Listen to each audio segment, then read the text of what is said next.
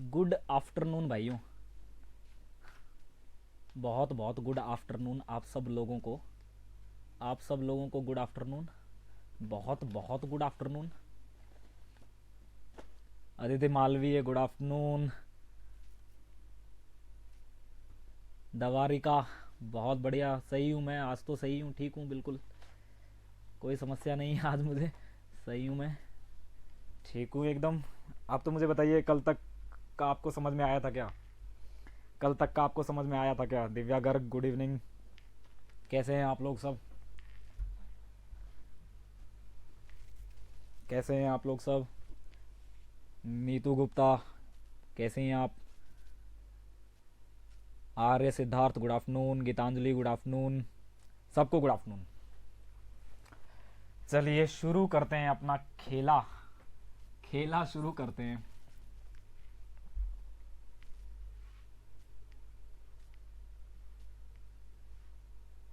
सवाल एक है, सवाल आपके सामने एक है।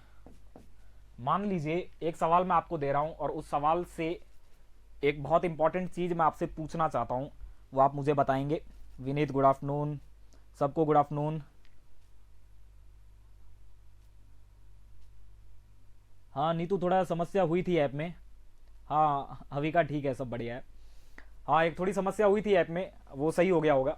ज़्यादा दिक्कत नहीं होगी क्योंकि वहाँ मल्टीपल लॉगिन हो गए थे, इसलिए थोड़ी समस्या हो रही थी। अगर आप अब आप चेक करेंगे तो दिक्कतें नहीं होंगी। हाँ मैं आपसे एक सवाल पूछ रहा हूँ, बताइए मुझे, अगर मैं चार टेट्राहेड्रा यूनिट्स को चार टेट्राहेड्रा यूनिट्स को अगर मैं साइक्लिक फैशन में जोड़ दूं, साइक्लिक फैशन में जोड़ूं, साइक्लिक फैशन में लिंक कर दूं, तो मुझे जाहिर सी बात है मुझे साइक्लिक सिलिकेट मिलेगा। बोलो यार, साइक्लिक सिलिकेट मिलेगा। तो इस साइक्लिक सिलिकेट का जब चार टेट्राहेड्रा यूनिट्स आपस में साइक्लिक फैशन में जुड़ेंगी, तो ये जो साइक्लिक सिलिकेट मिलेगा इसका फॉर्मूला क्या होगा? एक तो आप मुझे ये बताएं पहले, तो एक तो आप मुझे बताएं फॉर्मूला क्या होगा। एक बात, पहली बात है ये। और दूसरी बात जो कि इंपॉर्टेंट है, आप मुझे रिंग साइज बताएं। रिंग साइज क्या होगा ये भी आप मुझे बताएं। दरअसल रिंग साइज का कॉन्सेप्ट बहुत इंपॉर्टेंट है, सवाल पूछा गया है इसमें।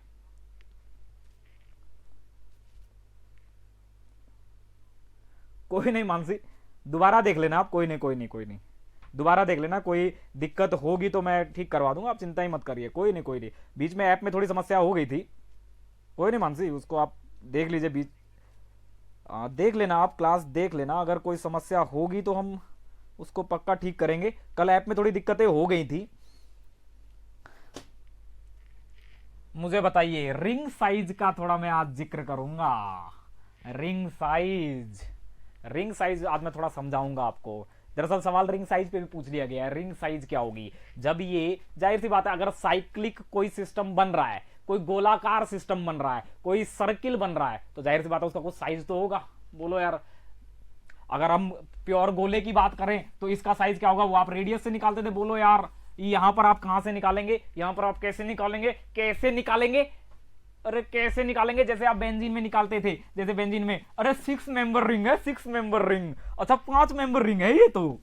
वैसे ही यहां पर ये जो रिंग बनेगी, ये जब सिलिकेट्स, ये टेट्राहेड्रा यूनिट जब साइक्लिक फैशन में जुड़ेंगे, साइक्लिक फैशन में जुड़ेंगे, तो उस दौरान जो रिंग बनेगी उसका साइज क्या होगा? उस पर भी सवाल आ सकता है। वो आप मुझे बताइए, कैसे आप जानेंगे, कैसे निकालेंगे? कैसे निकालेंगे मुझे बताइए। अरे कैसे निकालेंगे? पहली बात तो आप इसका फॉर्मूला ही निकाल डालिए। SI3, ये जनरल फॉर्मूला होता है। बोलो यार, साइक्लिक सिलिकेट्स का, साइक्लिक सिलिकेट्स का जनरल फॉर्मूला बोलो यार, यही होता है, यही होता है। अगर मैं n को 4 कर दूं, n = 4 कर दूं, तो फिर क्या हो जाएगा? Si4O12 8 नेगेटिव, यही हो जाएगा। बोलो यार, अरे यही हो जाएगा। चंचल शर्मा सही बता रहे हैं आप। 2 टाइम्स टेट्राहेड्रल यूनिट। बहुत बढ़िया मानसी, कमाल कमाल मानसी कमाल। आपने बहुत बिल्कुल बिल्कुल ही सही जवाब दिया है मानसी आपने। 4 टाइम, अच्छा पहले आपने गलत जवाब दे दिया था, लेकिन मानसी, मानसी आप पहले फंस चुकी थी, उसके बाद आपने 2 टाइम्स बोला है। लेकिन कोई नहीं, देर आए ठीक ही आए। यहां पर ये इसका फॉर्मूला हो गया, बिल्कुल सही है। लेकिन अगर ये रिंग बना रहा है, तो वो जो रिंग बनेगी, वो रिंग कितने मेंबर की होगी? वो बात वो बात अब आप सीखेंगे, अब आप जानेंगे, अब आप मानेंगे।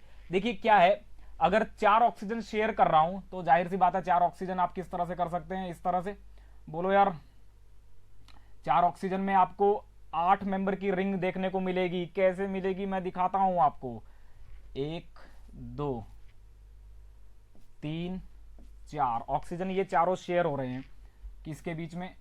एक सिलिकॉन, एक और सिलिकॉन, एक और सिलिकॉन और एक और सिलिकॉन। ये हो गए। बोलो यार, अरे बोलो, बोल तो दो। यही है क्या? और एक एक ऑक्सीजन ये आपकी तरफ आ रहा है, आपकी तरफ, आपकी तरफ, ये वाला आपकी तरफ, ये वाला आपकी तरफ, ये वाला आपकी तरफ। बोलो यार, अरे बोलो। और ये तो अगर ये आपकी तरफ आ रहा है, ये आपकी तरफ आ रहा है, तो जाहिर सी बात है ये वाला ऑक्सीजन ये वाला रहा होगा। बोलो यार, ये वाला रहा होगा, ये वाला ऑक्सीजन ये वाला रहा होगा, और एक नीचे वाला ऑक्सीजन ऐसा ऐसा ऐसा ऐसा ये रहा होगा, ये नेगेटिव के साथ। बोलो यार, अरे बोल तो दो। बोलो भाई, ये आपकी तरफ आ रहा है ओ नेगेटिव। बोलो यार, आपकी तरफ, ऊपर की तरफ, ये आपकी तरफ, ये आ गया आपकी तरफ, लीजिए। और एक उधर जा रहा होगा, उधर उधर उधर उधर ओ नेगेटिव। बोलो यार, अरे बोल तो दो। बोलो भाई, ये आपकी तरफ, ओहो आपकी तरफ, और ये पीछे की तरफ जा रहा होगा। बोलो यार, अरे बोलो, बोल तो दो। ये आपकी तरफ, ओहो आपकी तरफ, ये पीछे की तरफ। 4 टेट्राहेड्रा यूनिट्स ज्वाइंट है, 4 टेट्राहेड्रा यूनिट्स ज्वाइंट हैं। और रिंग साइज आप बखूबी देख ही सकते हैं। रिंग साइज तो अब कोई भी निकाल सकता है, रिंग साइज तो कोई भी निकाल सकता है। एक, अच्छा ये दिख नहीं रहा क्या? रिंग साइज तो अब कोई भी निकाल देगा। 1 2 3 4 5 6 7 8। मतलब क्या होगा? रिंग साइज जो होता है, ring size is equal to, ring size is equal to twice of, 2 times of number of tetrahedra units. बोलो यार, अरे बोल तो दो। रिंग साइज की बात कर रहा हूं तो जाहिर सी बात है साइक्लिक सिस्टम की बात हो रही होगी। अरे रिंग तो साइकिल में ही बनती है, अरे साइक्लिक ही तो रिंग बनेगी, लीनियर में रिंग बनाएगा क्या? बोलो यार, साइक्लिक सिस्टम्स की ही चर्चाएं हो रही होंगी। बोलो यार, अरे बोल तो दो। तो फिर इसका आंसर क्या हो जाएगा? इस वाले सवाल का आंसर क्या हो जाएगा? फॉर्मूला मैंने निकाल ही लिया। फॉर्मूला मेरा आया था Si4O12 8 नेगेटिव, यही था। बोलो यार, यही था। 3 और ये 8 नेगेटिव, यही आया था। और रिंग साइज मेरा हो गया 8। सवाल बहुत आता है, खूब आता है, खूब पूछता है।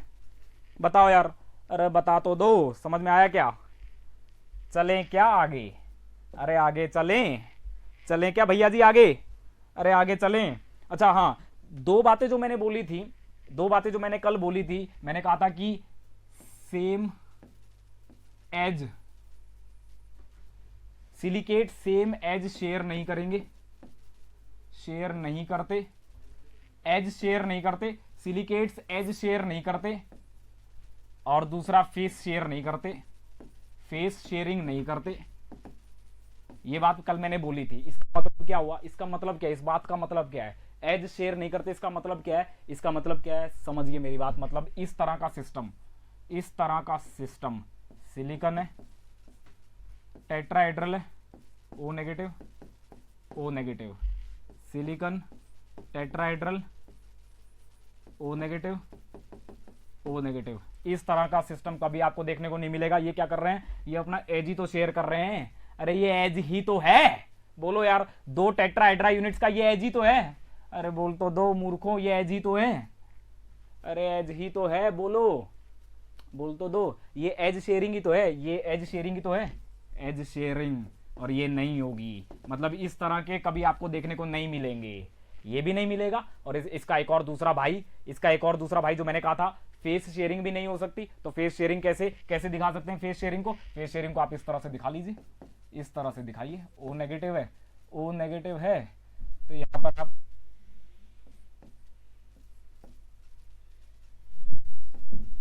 इस तरह से। बोलो यार, यहां ये सिलिकॉन है, ओ नेगेटिव ना, ये कभी आपको देखने को मिलेगा। बोलो यार, अरे ये ट्रायंगल बन गया ना, ये एक ट्रायंगल बन गया ना भाई, तो ये एक फेस हो गया ना। अरे ये एक फेस हो गया ना, फेस, ये एक फेस ही तो हो गया, फेस। और ये नहीं होगा, ये फेस शेयरिंग नहीं होगी, कभी जीवन में नहीं होगी।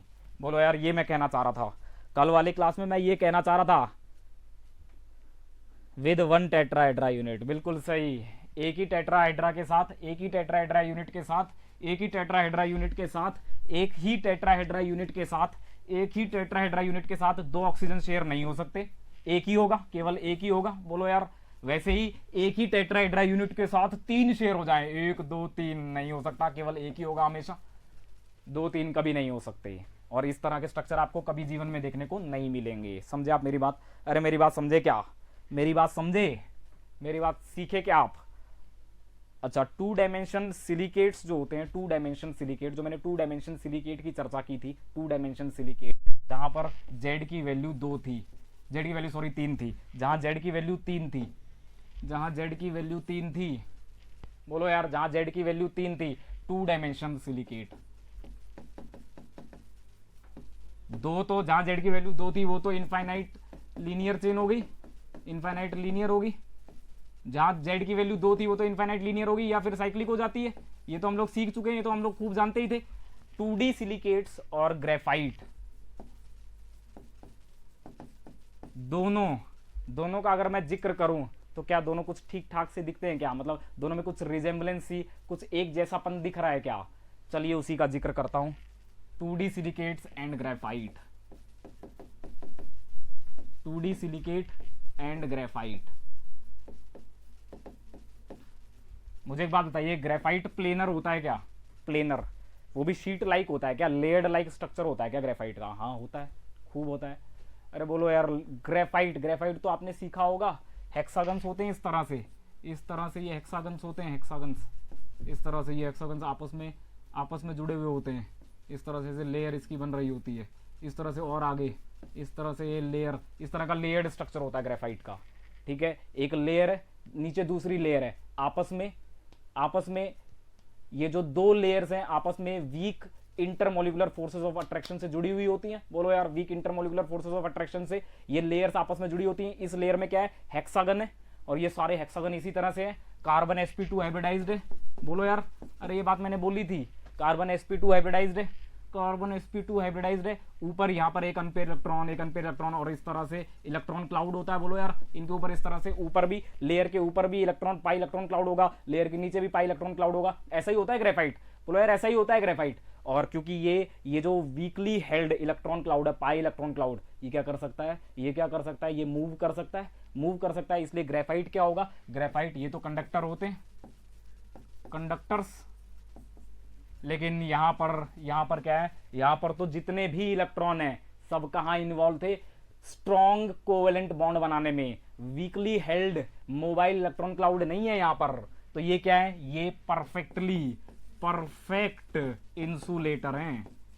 बोलो यार, ये परफेक्ट इंसुलेटर हैं, क्योंकि इसके पास जितने भी इलेक्ट्रॉन हैं वो इलेक्ट्रॉन कन्फाइंड है कोवेलेंट लिंकेज में, वो मोबाइल नहीं है। वो अगर मूव नहीं कर पाएंगे तो फिर करंट कहां से देंगे? काय का कंडक्टर। लेकिन यहां पर वीकली हेल्ड इलेक्ट्रॉन क्लाउड होता है, weekly held electron cloud, layer के ऊपर वीकली हेल्ड इलेक्ट्रॉन क्लाउड, ऊपर भी नीचे भी। और ये दोनों जगह इस तरफ, मतलब लेयर के अलोंग भी ये करंट फ्लो करवाते हैं, लेयर के अलोंग भी ये कंडक्टर हैं, और लेयर के परपेंडिकुलर भी ये कंडक्टर होते हैं।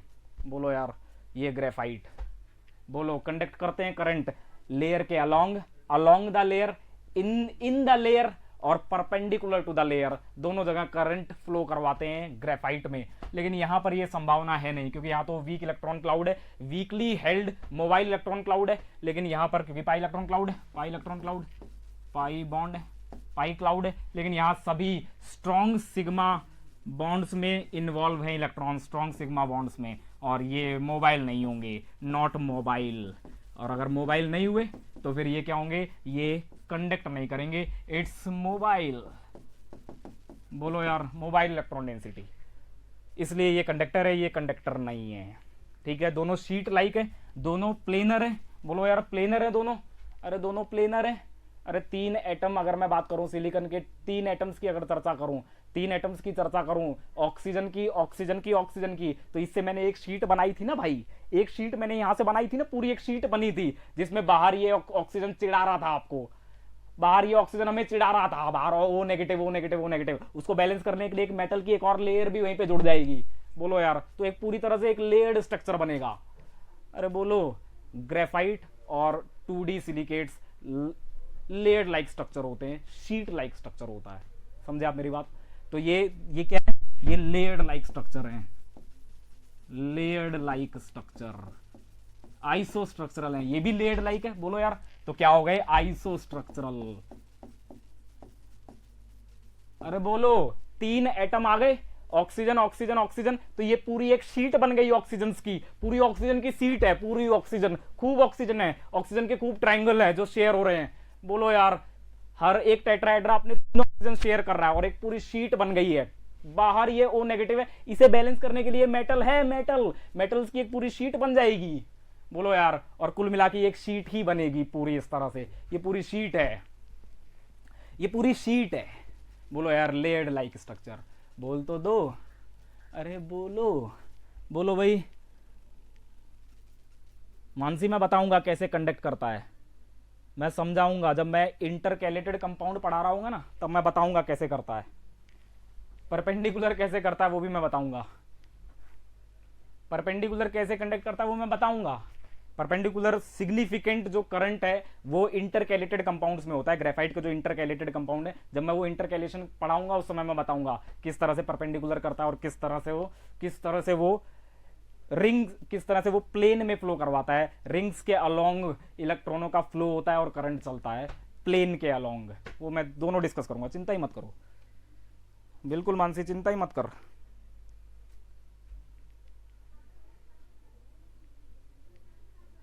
हाँ सुप्रिया, कर ले कंटिन्यू, क्या दिक्कत है, कर ले कंटिन्यू कर, कोई दिक्कत नहीं है। वैसे मैं सिलिकॉन्स पढ़ाने वाला हूँ अब, सिलिकेट्स तो खत्म हो गए, सिलिकॉन्स की थोड़ी सी चर्चाएं कर देता हूँ, समझे आप मेरी बात? अरे आप मेरी बात समझे क्या? और तीसरी चीज इसमें और जोड़ लीजिए, एक तीसरी चीज और भी है इसमें, मैं तीसरी चीज और बता देता हूँ, लीजिए एक और तीसरी चीज और जोड़ लीजिए। दोनों ही सॉलिड ल्यूब्रिकेंट की तरह काम करते हैं रूम टेम्परेचर पे, बोथ आर ऐसे मिटा लेते ना, both are solid lubricant at room temperature. Room temperature पे दोनों ही सॉलिड ल्यूब्रिकेंट की तरह काम करते हैं, दोनों ही सॉलिड ल्यूब्रिकेंट की तरह काम करते हैं रूम टेम्परेचर पे, ठीक है। प्लेन में करंट किस तरह से चलता है ग्रेफाइट में, परपेंडिकुलर कैसे चलता है, मैं दोनों ही जिक्र करूंगा, चिंता ही मत करो। इंटरकैलेशन जब पढ़ाऊंगा तब जिक्र करूंगा, इसका खूब जिक्र होगा। अब हम लोग पढ़ेंगे सिलिकॉन्स। चलिए सिलिकॉन्स की तरफ चलते हैं। सिलिकॉन्स क्या है?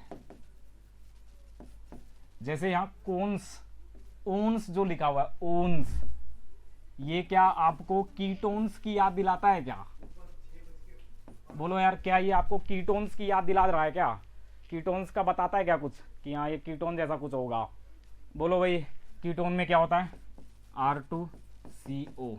इसी के एनालॉगस सिलिकॉन केमिस्ट्री में क्या होगा? बोलो यार, सिलिकॉन केमिस्ट्री में क्या होगा? ये, लेकिन कमाल है, ये मोनोमेरिक होता है, मोनोमेरिक डिस्क्रीट है,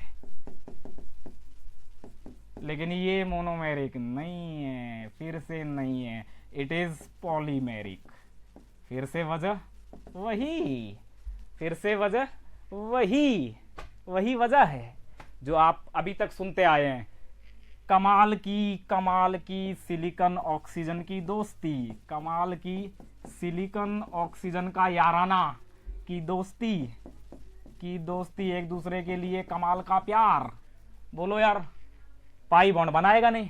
अगर ये डिस्क्रीट फॉर्म में होता, इसको आप ऐसे नहीं लिखते, इसको आप ऐसे लिखते हैं, क्योंकि ये पॉलीमेरिक है, ये डिस्क्रीट है इसलिए मैंने इसको ऐसे लिखा। बोलो यार, इसको मैं ऐसे नहीं लिख सकता, इसको मैं ऐसे पक्का ही लिखूंगा, क्योंकि मैं जानता हूं सिलिकॉन ऑक्सीजन के ये जो बॉन्ड हैं ये फर्जी हैं, ये इन बॉन्डों में ज्यादा विश्वास करता है। ऑक्सीजन के साथ 2 सिंगल बॉन्ड बनाने में इसको ज्यादा मजा आता है, बजाय उसी ऑक्सीजन के साथ ये 2 डबल बॉन्ड बना ले, या फिर उसी ऑक्सीजन के साथ ये 2 बॉन्ड बना ले। बोलो यार, तो ये ऐसा नहीं करेगा। और ये सब खेला मैं समझा चुका हूं, एनर्जेटिक्स की वजह से ये सारा हो रहा है।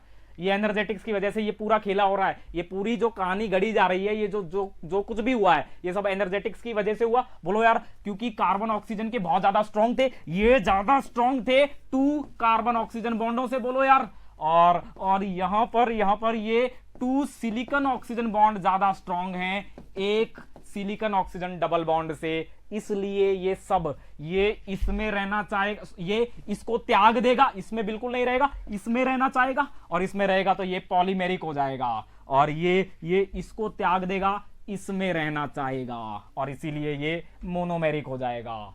बोलो यार, अरे बोलो। तो ये नाम से तो लग रहा है कि दोनों एक जैसे ही हैं, कीटोन का ही भाई जैसा दिख रहा है सिलिकॉन, लेकिन एक्चुअल में है नहीं वैसा।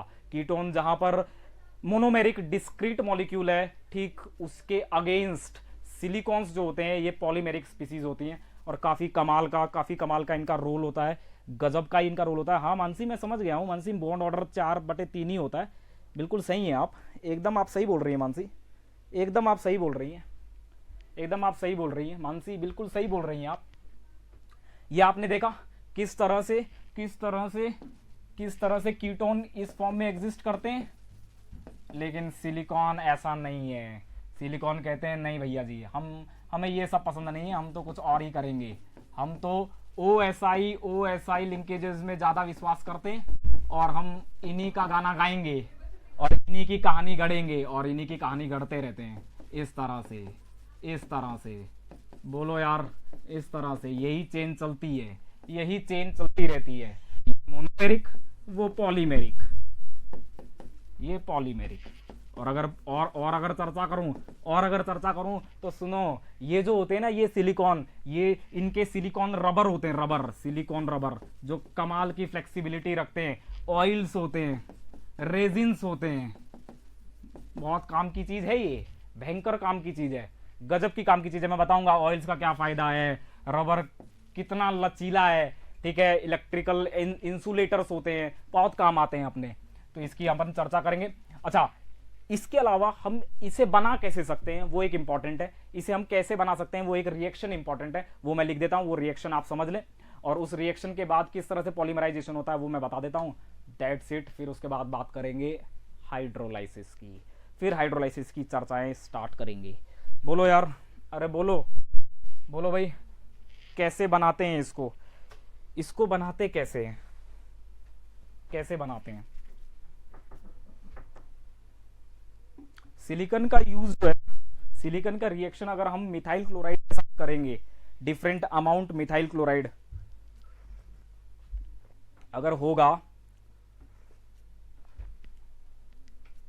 सिलिकॉन का अगर मैं रिएक्शन मिथाइल क्लोराइड के साथ करूं, सिलिकॉन का रिएक्शन अगर मैं मिथाइल क्लोराइड के साथ करूं, सिलिकॉन का रिएक्शन, तो मेरे को यहां पर मिथाइल सिलिकॉन क्लोराइड मिल जाएंगे कुछ इस तरह से। देखिए यहां पर क्या होगा, यहां पर ये बनेगा SiMeSiCl3 कुछ इस तरह से, ठीक है, और मिल जाएगा C2H6। ये मुझे मिलेगा जब मैं 3 मोल ऑफ मिथाइल क्लोराइड से सिलिकॉन को रिएक्ट करवाऊंगा, और अगर मैं 2 मोल ऑफ मिथाइल क्लोराइड को रिएक्ट कराऊं सिलिकॉन से, तो फिर मुझे मिलेगा Me2SiCl2। ये आपको मिलेगा, ये आपका प्रोडक्ट होगा। ये आपके दोनों कैरेक्टरिस्टिक रिएक्शन है, इनको याद रखना भाई, इनको याद रखना। प्रिपरेटरी रिएक्शन है ये आपका स्टार्टिंग मटेरियल है सिलिकॉन डायोल बनाने का, और फिर उसके बाद उस डायोल का कंडेंसेशन होगा, कंडेंसेशन से पानी बाहर निकलेगा और ये पॉलीमराइज हो जाएंगे।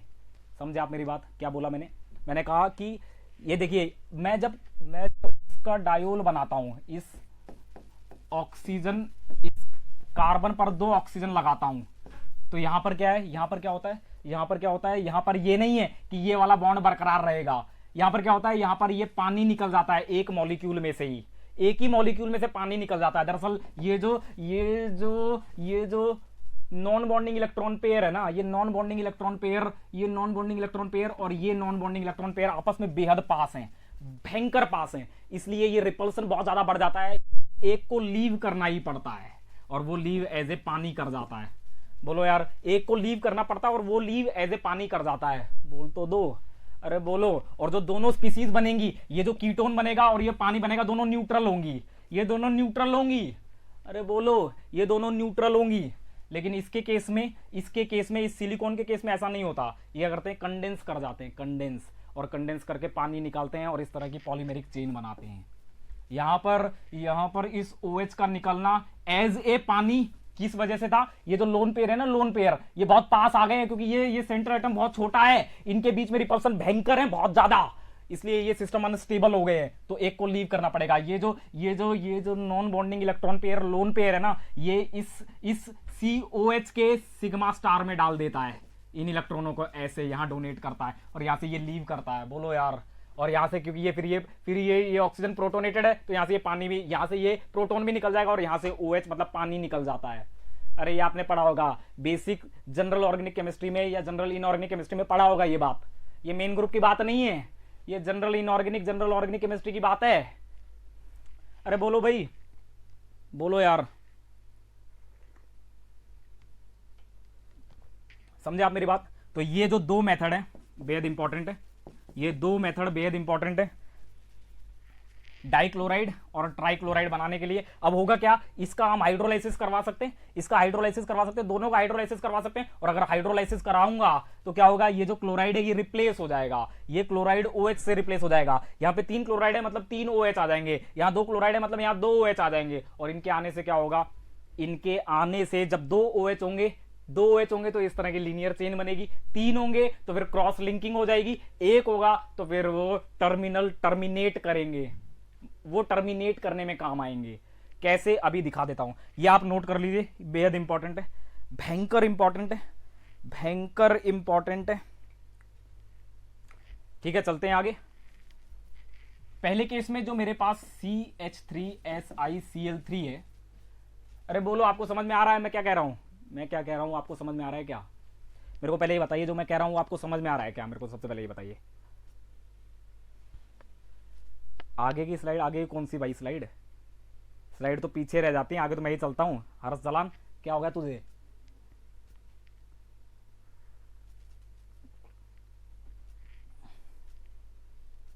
धन्यवाद मानसी। नहीं नीतू, चलता रहेगा ये मामला। अच्छा एक बात बताना नीतू, सिलिकॉन ऑक्सीजन लिंकेज ही तो है, ये तो सब कुछ करवा रही है, तो ये वहां पर तो पहाड़ बनवा देती है, सिलिकेट्स में तो ये पहाड़ तक खड़े कर देती है, तो क्या यहां खड़े नहीं कर सकती क्या? खूब कर सकती है। बोलो यार।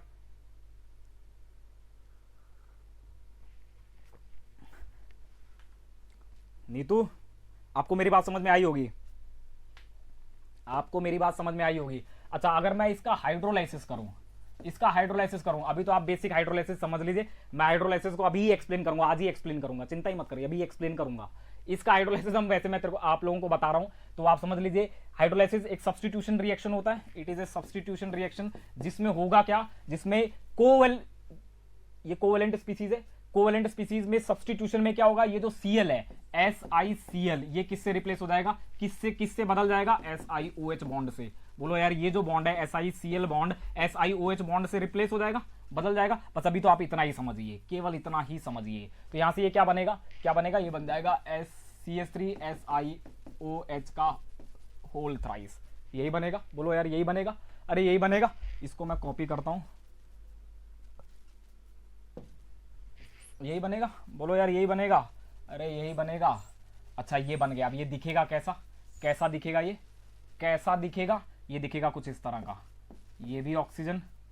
अच्छा, इसको ऑक्सीजन को हटा देता हूं क्योंकि नीचे अपने पास स्पेस है, तो हम नीचे वाली स्पेस यूज करेंगे। और ये इस तरह का ये मॉलिक्यूल होगा। ऐसा ही इसका भाई एक और आ जाएगा। बोलो यार, ऐसा ही एक और आ गया इसका भाई, एक और आ जाएगा आगे इस तरह से। CH3 बना दो आप, OH R लगा दो, CH3 लगा दो, जो आपका मन करे वो आप लगाते जाइए। ये बन गया। बोलो यार, ये बन गया। मैंने स्टार्टिंग मटेरियल क्योंकि CH3 से स्टार्ट किया था, तो ये बन गया। अगर आप R से स्टार्ट करेंगे तो R बन जाएगा। बोलो यार, अगर आप R से स्टार्ट करेंगे तो R बन जाएगा। सिंपल है। अब क्या करेंगे, अब आप कंडेंसेशन कर दीजिए इसका। जैसे ही आप इसका कंडेंसेशन करेंगे, कंडेंसेशन मतलब पानी निकालना है मुझे, ये मैंने पानी निकाल दिया, ऑक्सी लिंकेज आ जाएंगी। बोलो यार, इस तरह से ये पानी निकलता जाएगा, आगे भी निकल जाएगा, और अगर आगे मॉलिक्यूल होंगे तो ये वाला निकल जाएगा, बोलो यार, और अगर आगे होंगे तो ये निकल जाएगा।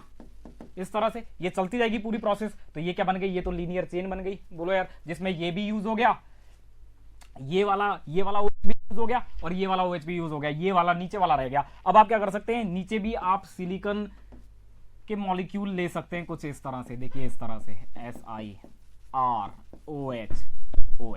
बोलो यार, SiOH, OHROH, बोलो यार, OH SiOH OHR। यहां से भी आप इसे निकाल सकते हैं, बोलो यार, ये तो ब्रांच बन जाएगी, फिर ये ब्रांचिंग सी हो जाएगी, बोलो भाई, इस तरह से आप निकाल सकते हैं। ऑक्सी लिंकेज हो जाएगा। अब ऑक्सी लिंकेज हो जाएगा, बोलो यार, बोलो, तो यहां से भी पानी निकल जाएगा, यहां से भी पानी निकल जाएगा, यहां से भी पानी निकल जाएगा, यहां से भी पानी निकलेगा, यहां से भी पानी निकलेगा, यहां से भी पानी निकलेगा। ये सारे वाटर मॉलिक्यूल जैसे जैसे निकलते जाएंगे तो फिर आपको थ्री डायमेंशन नेटवर्क स्ट्रक्चर मिलेगा। बोलो यार, थ्री डायमेंशन नेटवर्क स्ट्रक्चर मिलेगा, कुछ इस तरह का थ्री डायमेंशन नेटवर्क स्ट्रक्चर मिलेगा। Oxygen, oxygen, oxygen, silicon, silicon, oxygen, silicon, silicon, oxygen, oxygen. ये हो गया आपका R, ठीक है, ये हो जाएगा और ये हो जाएगा R, ठीक है, ये बन जाएगा सिलिकॉन, ये ऑक्सीजन, फिर ऑक्सीजन, सिलिकॉन, R। इस तरह का स्ट्रक्चर आपको खूब देखने को मिलेगा, silicon, oxygen, silicon, oxygen, R, oxygen, silicon. तीन ऑक्सीजन होंगे और एक R होगा, और इस तरह का आपको थ्री डायमेंशनल नेटवर्क स्ट्रक्चर देखने को मिलेगा। बोलो भाई, इस तरह का थ्री डायमेंशनल नेटवर्क स्ट्रक्चर देखने को मिलेगा। तो ये क्या है, ये क्या है, crossed linked polymers, cross linked silicon polymers, silicones. बोलो भाई, जहां पर एक सिलिकॉन पर तीन ऑक्सीजन लगे हुए हैं और वो तीनों ऑक्सीजन शेयर्ड हैं। बोलो यार, अरे बोलो, इस तरह का। और ये बहुत फ्लेक्सिबल होते हैं, भयंकर फ्लेक्सिबल है, ये भयंकर फ्लेक्सिबल है, गजब के फ्लेक्सिबल है, फ्लेक्सिबिलिटी कमाल की है, बॉन्ड स्ट्रेंथ तो कमाल की है ही है, बॉन्ड स्ट्रेंथ तो इसकी गजब है ही है, बॉन्ड स्ट्रेंथ ने तो दुनिया हिलाई रखी है। बोलो यार, और क्योंकि ये आर ग्रुप है, यहाँ पे एक आर लगा दीजिए, आर ग्रुप है, इनकी वजह से क्या होगा, इन आर ग्रुप्स की वजह से क्या होगा, हाइड्रोफोबिक नेचर आ जाएगा, हाइड्रोफोबिक नेचर, हाइड्रोफोबिक नेचर आ जाएगा। मतलब इसके पास वाटर रेपेलेंट प्रॉपर्टीज होंगी। बोलो यार, वाटर रेपेलेंट होगा ये मटेरियल। समझे आप मेरी बात? अरे आप मेरी बात समझे क्या? आप मेरी बात समझे? मुझे बताइए।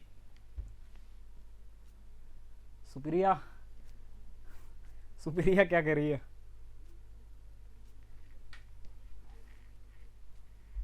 हाँ, रबर टाइप का मटेरियल होता है, बिल्कुल पुष्कर, एकदम रबर टाइप मटेरियल है, रबर टाइप मटेरियल है पुष्कर, बिल्कुल रबर टाइप मटेरियल है पुष्कर, रबर टाइप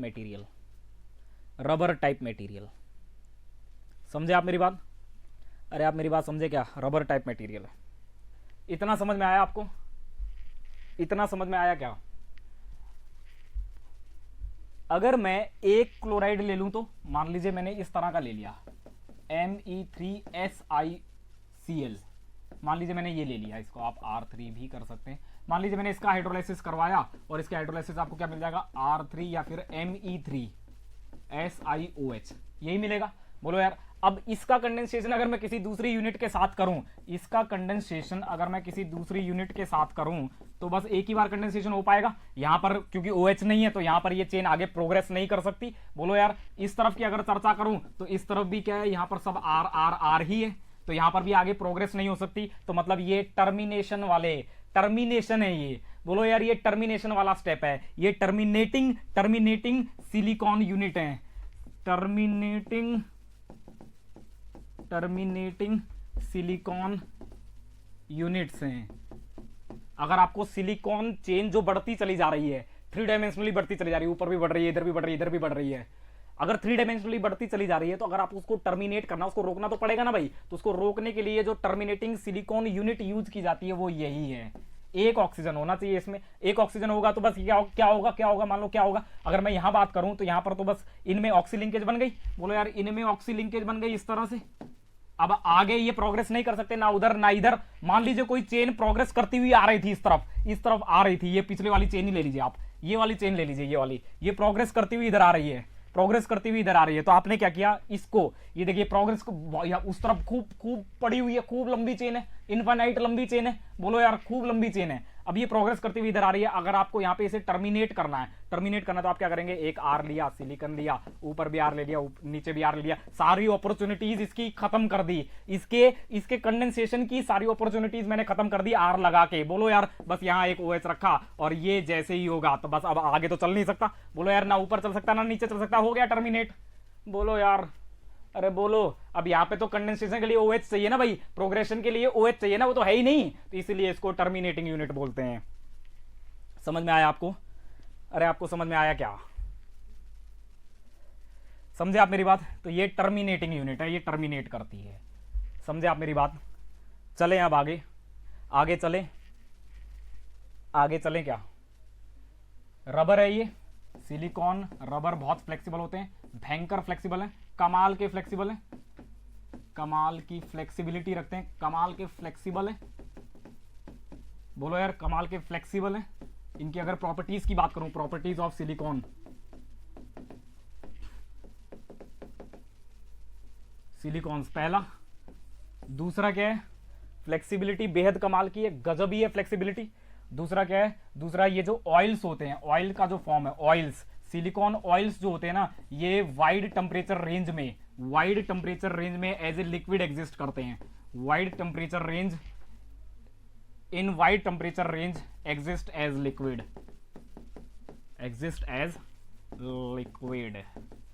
और तीसरा ये दोनों आपको समझ में आए? बोलो यार, ये दोनों आपको समझ में आए? ऑयल जो होता है, ये ऑयल वाइड टेम्परेचर रेंज में एज ए लिक्विड एग्जिस्ट करता है। और तीसरा बेहद कमाल, ये इंसुलेटिंग मटेरियल होते हैं।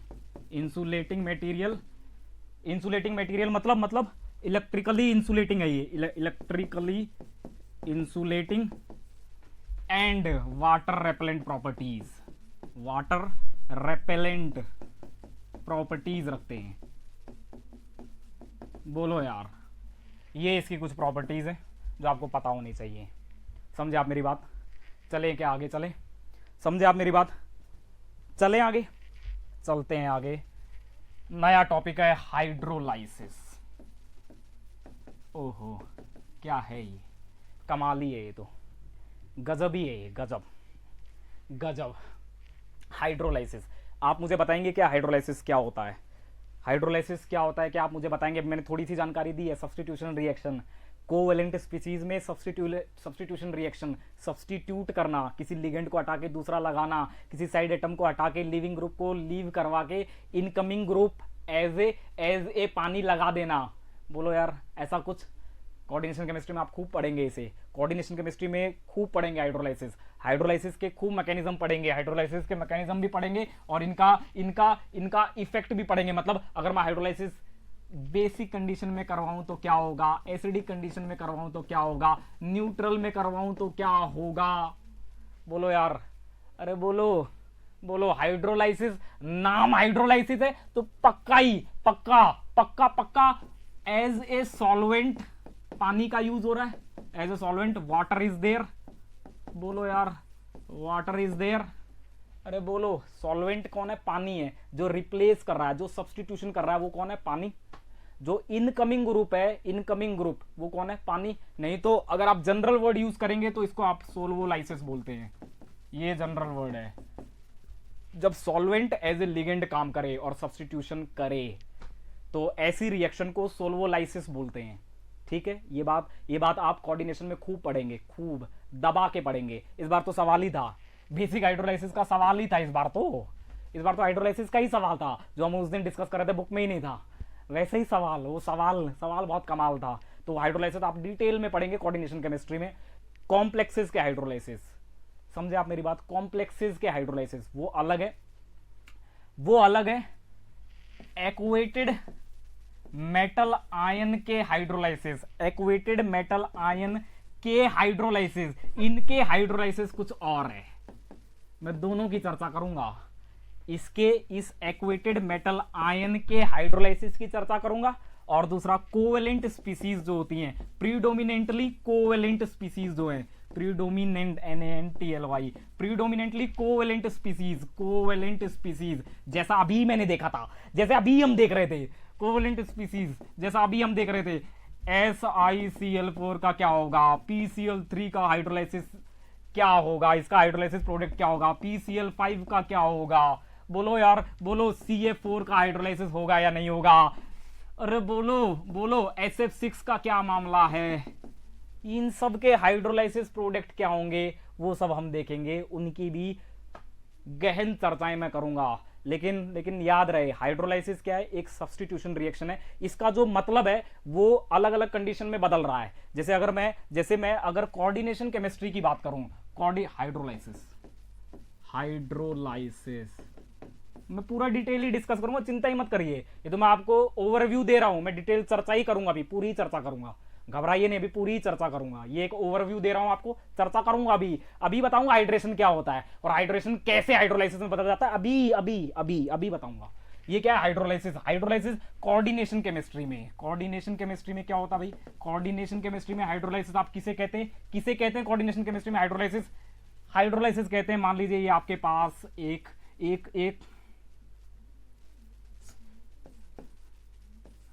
मान लीजिए आपके पास ये कोऑर्डिनेशन कॉम्प्लेक्स है, अगर मैं हाइड्रोलाइसिस की चर्चा करूं ना, इसके हाइड्रोलाइसिस की चर्चा करूं, तो सिंपल एक सब्स्टिट्यूशन रिएक्शन है, और सब्स्टिट्यूशन रिएक्शन में ये क्या हो जाएगा, ये L यहां से बाहर हो जाएगा और पानी उसे सब्स्टिट्यूट कर देगा कुछ इस तरह से, और बनने वाली जो स्पीसीज होगी वो कुछ ये बन जाएगी। ये हुआ हाइड्रोलाइसिस इन कोऑर्डिनेशन केमिस्ट्री में हाइड्रोलाइसिस का ये मतलब होता है।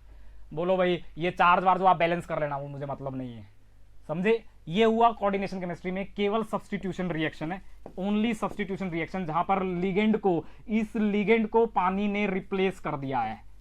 बोलो भाई, ये हुआ कोऑर्डिनेशन का हाइड्रोलाइसिस, समझे आप मेरी बात। अब अगर मैं बात करूं, ये कोऑर्डिनेशन की बात थी, कोऑर्डिनेशन केमिस्ट्री की बात थी, अब अगर मैं बात करूं, ये तो हो गया, ये तो कोऑर्डिनेशन का हो गया। कोवेलेंट स्पीसीज जो होती है, कोवेलेंट स्पीसीज, यहां तो आप जानते हैं बॉन्डों में दोनों तरह के करैक्टर होते हैं, LFT या MOT इसको ढंग से एक्सप्लेन कर पाती है, इनकी प्रॉपर्टीज को ढंग से एक्सप्लेन करने के लिए VBT नहीं लगती। VBT मानती थी कि ये पूरी तरह से कोवेलेंट है, लेकिन इन्हें पूरी तरह से एक्सप्लेन करने के लिए MOT लगती है, मतलब बॉन्डों में कोवेलेंट करैक्टर भी, आयनिक करैक्टर भी है।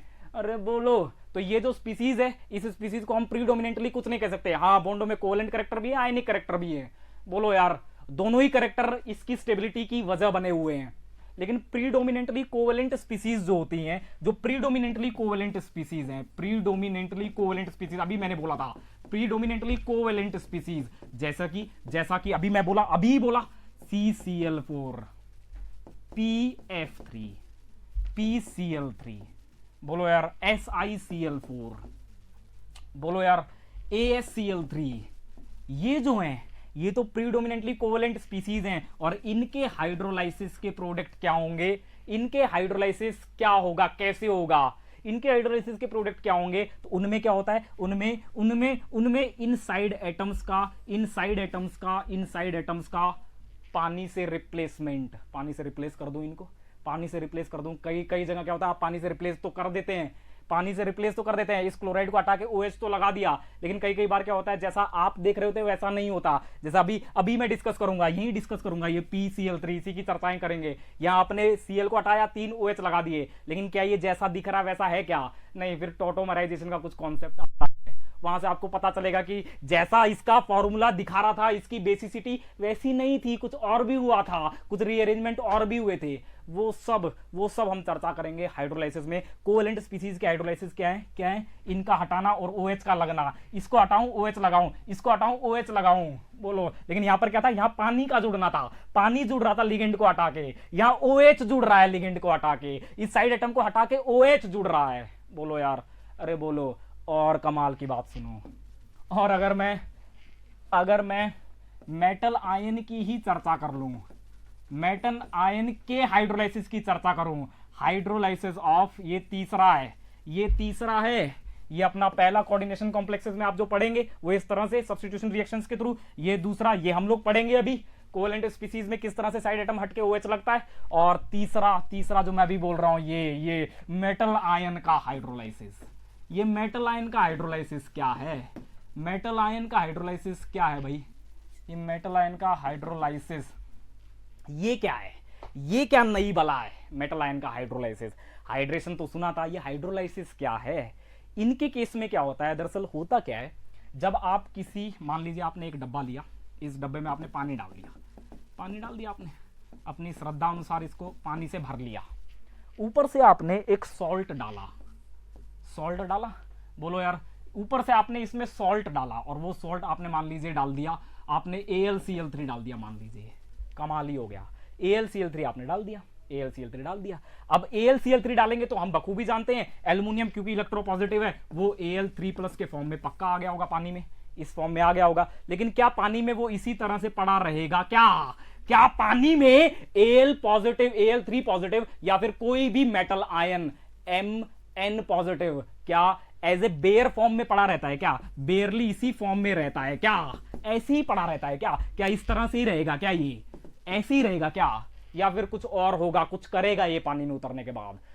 क्योंकि ये चार्ज स्पीसीज है और इलेक्ट्रो न्यूट्रलिटी प्रिंसिपल आप खूब पढ़ ही चुके हैं, बेहद आपने खूब मजे लिए इलेक्ट्रो न्यूट्रलिटी प्रिंसिपल में, खूब जाना, खूब माना उसको, और वही ड्राइविंग फोर्स भी था, वही ड्राइविंग फोर्स भी था कोऑर्डिनेशन नंबर के लिए, कॉम्प्लेक्सेशन के लिए, बहुत से मॉलिक्यूल्स की स्टेबिलिटीज के लिए, नॉन एग्जिस्टेंस के लिए।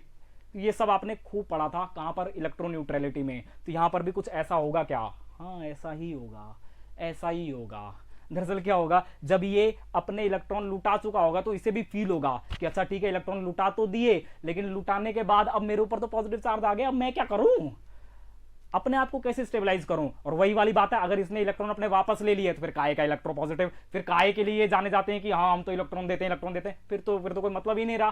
फिर तो इनकी जो साख है कि हम इलेक्ट्रॉन देते हैं, हम तो बहुत बड़े रिड्यूसिंग एजेंट है, हम तो इलेक्ट्रॉन ऐसे फेंक देते हैं, हम तो मेटेलिक कैरेक्टर रखते हैं, फिर वो तो किसी काम का नहीं रहा, वो कहानी फिर सारी खत्म हो जाएगी वहीं की वहीं। अगर इन्होंने अपने इलेक्ट्रॉन वापस ले लिए तो फिर ये क्या करेंगे? कुछ तो करेंगे स्टेबलाइज होने के लिए। तो जाहिर सी बात है ये क्या करते हैं, ये आयन डाइपोल इंटरेक्शन करते हैं। पानी है, वाटर है, बोलो यार, और वाटर आप बखूबी जानते हैं, पानी कुछ इस तरह का होता है, अरे इस तरह का होता है पानी, बोलो यार। और ये क्या करेगा, पानी के पास ये लोन पेयर है, मतलब ये नेगेटिव इलेक्ट्रॉन क्लाउड है, ये नेगेटिव इलेक्ट्रॉन क्लाउड पानी के पास पड़ा हुआ है, और ये मेटल आयन है, तो इनके बीच में इंटरेक्शंस शुरू हो जाती हैं। इंटरेक्शन, ये कैसी इंटरेक्शन है, ये क्या है? ये डाइपोल, बोलो यार, अरे बोलो, ये पार्शियल नेगेटिव रखता है और ये पार्शियल पॉजिटिव रखते हैं हाइड्रोजन्स, और यहां ये क्या है? आयन। तो ये क्या हो जाएगा? Dipole, ion dipole interactions start हो जाएंगी, आयन डाइपोल इंटरेक्शंस स्टार्ट हो जाएंगी। और इन इंटरेक्शंस का डिराइविंग फोर्स क्या है?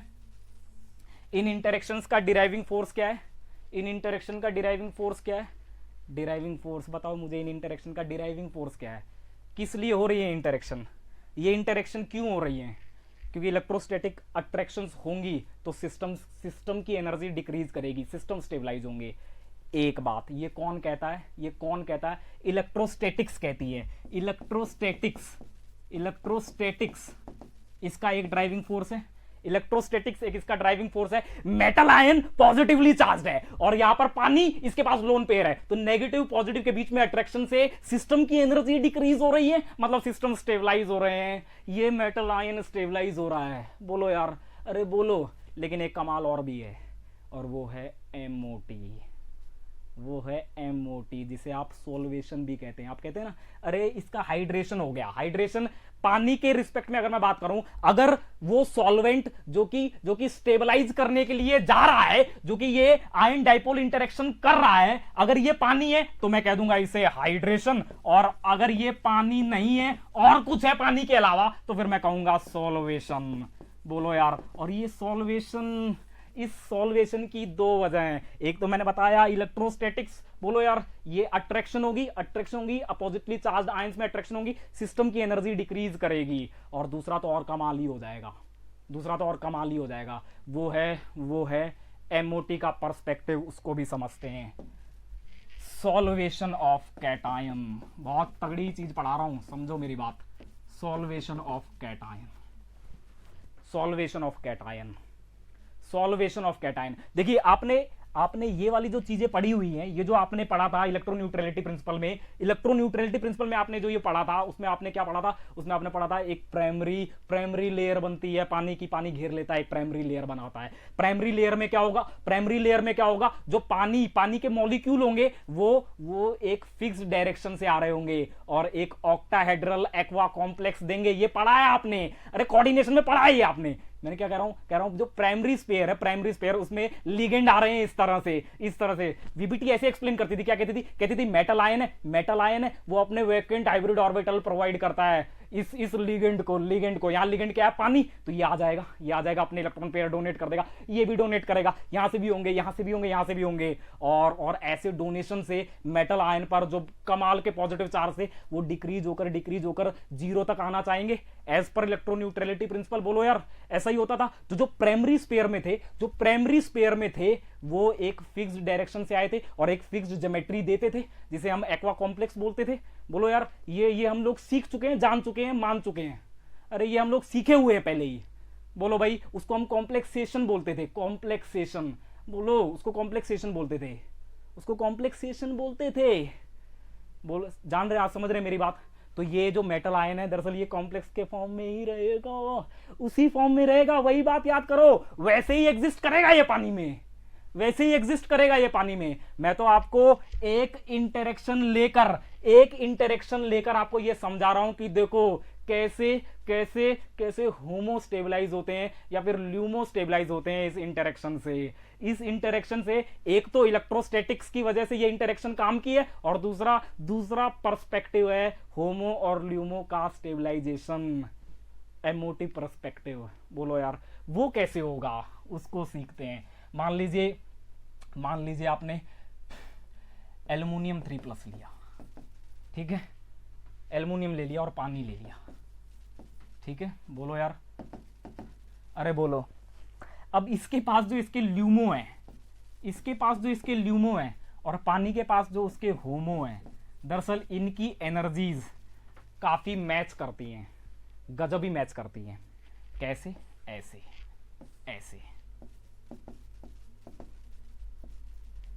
और ये है पानी। बोलो यार, अरे बोल तो दो। बोलो भाई, ये हो गया 2p, ये भरा हुआ है, यही भरा हुआ होगा, और ये क्या हो गया 3s। बोलो यार, अरे बोल तो दो। और पानी में यहां कहीं ये पानी का होमो होगा। पानी का होमो जो होता है वो किस पर होता है? एमओटी पढ़ ली? एक बार मेरे को ये बताना, पानी का होमो किस पर होता है? मेरे को जल्दी से बताना तो रे एक बार। पानी का होमो, वाटर का होमो किस एटम पर लोकलाइज होता है? एक बार बताना तो मेरे को, नेचर बताना उसका। तो जल्दी बताओ एक बार, जल्दी बताओ, मैं भी जानूं कि क्या सीखा है तुमने, क्या सीख लिया है तुमने। मुझे बताना तो, मुझे बताओ जल्दी, मुझे जल्दी बताओ। पानी का जो होमो होता है उसका नेचर क्या है और वो किस पर होता है? जल्दी बताना तो। एमओटी बहुत सीख ली ना तुमने, अब बताओ तो थोड़ा। ये क्या है? ये अपना ल्यूमो दे रहा है, इसका मतलब ये इलेक्ट्रॉन डेफिशिएंट है। अरे अगर ये अपना ल्यूमो दे रहा है तो इसका मतलब ये इलेक्ट्रॉन डेफिशिएंट है, और ये इलेक्ट्रॉन डेफिशिएंट है भी, पता है मेरे को। ये तो इलेक्ट्रॉन डेफिशिएंट है, ये तो मर रहा है, भूखा है इलेक्ट्रॉनों का, इसको चाहिए इलेक्ट्रॉन, इसको दरकार है इलेक्ट्रॉनों की। अरे बोलो, ये तो पॉजिटिवली चार्ज इलेक्ट्रॉन डेफिशिएंट है, ये तो दिख रहा है। बोलो यार, तो क्या हो जाएगा? ये लेविस एसिड हो जाएगा। बोलो यार, ये हो गया लेविस एसिड। अरे बोलो, और ये हो गया इसके पास एक्स्ट्रा लोन पेयर, होमो की एनर्जी लगभग ल्यूमो के बराबर। ये हो गया इलेक्ट्रॉन रिच, और इलेक्ट्रॉन रिच कौन होते हैं? Lewis base. जाहिर सी बात है, इनके बीच में Lewis acid Lewis basic interaction होगी और अडक्ट बनेगा। और अगर अडक्ट में अगर ये होमो स्टेबलाइज हो गए, ओहो, तो वो अडक्ट का ड्राइविंग फोर्स भी हो जाएगा। बोलो यार, और इसी वजह से दरअसल सॉल्वेशन हो रही थी। 2 ड्राइविंग फोर्स थे उसके, एक तो इलेक्ट्रोस्टैटिक और दूसरा इस होमो की स्टेबिलिटीज। ओहो, कैसे समझाऊं? बोलो जल्दी बोलो यार, अरे जल्दी बोलो। ऑक्सीजन पे सुप्रिया, बिल्कुल आपने सही बताया। अंजू आपने गलत बता दिया है।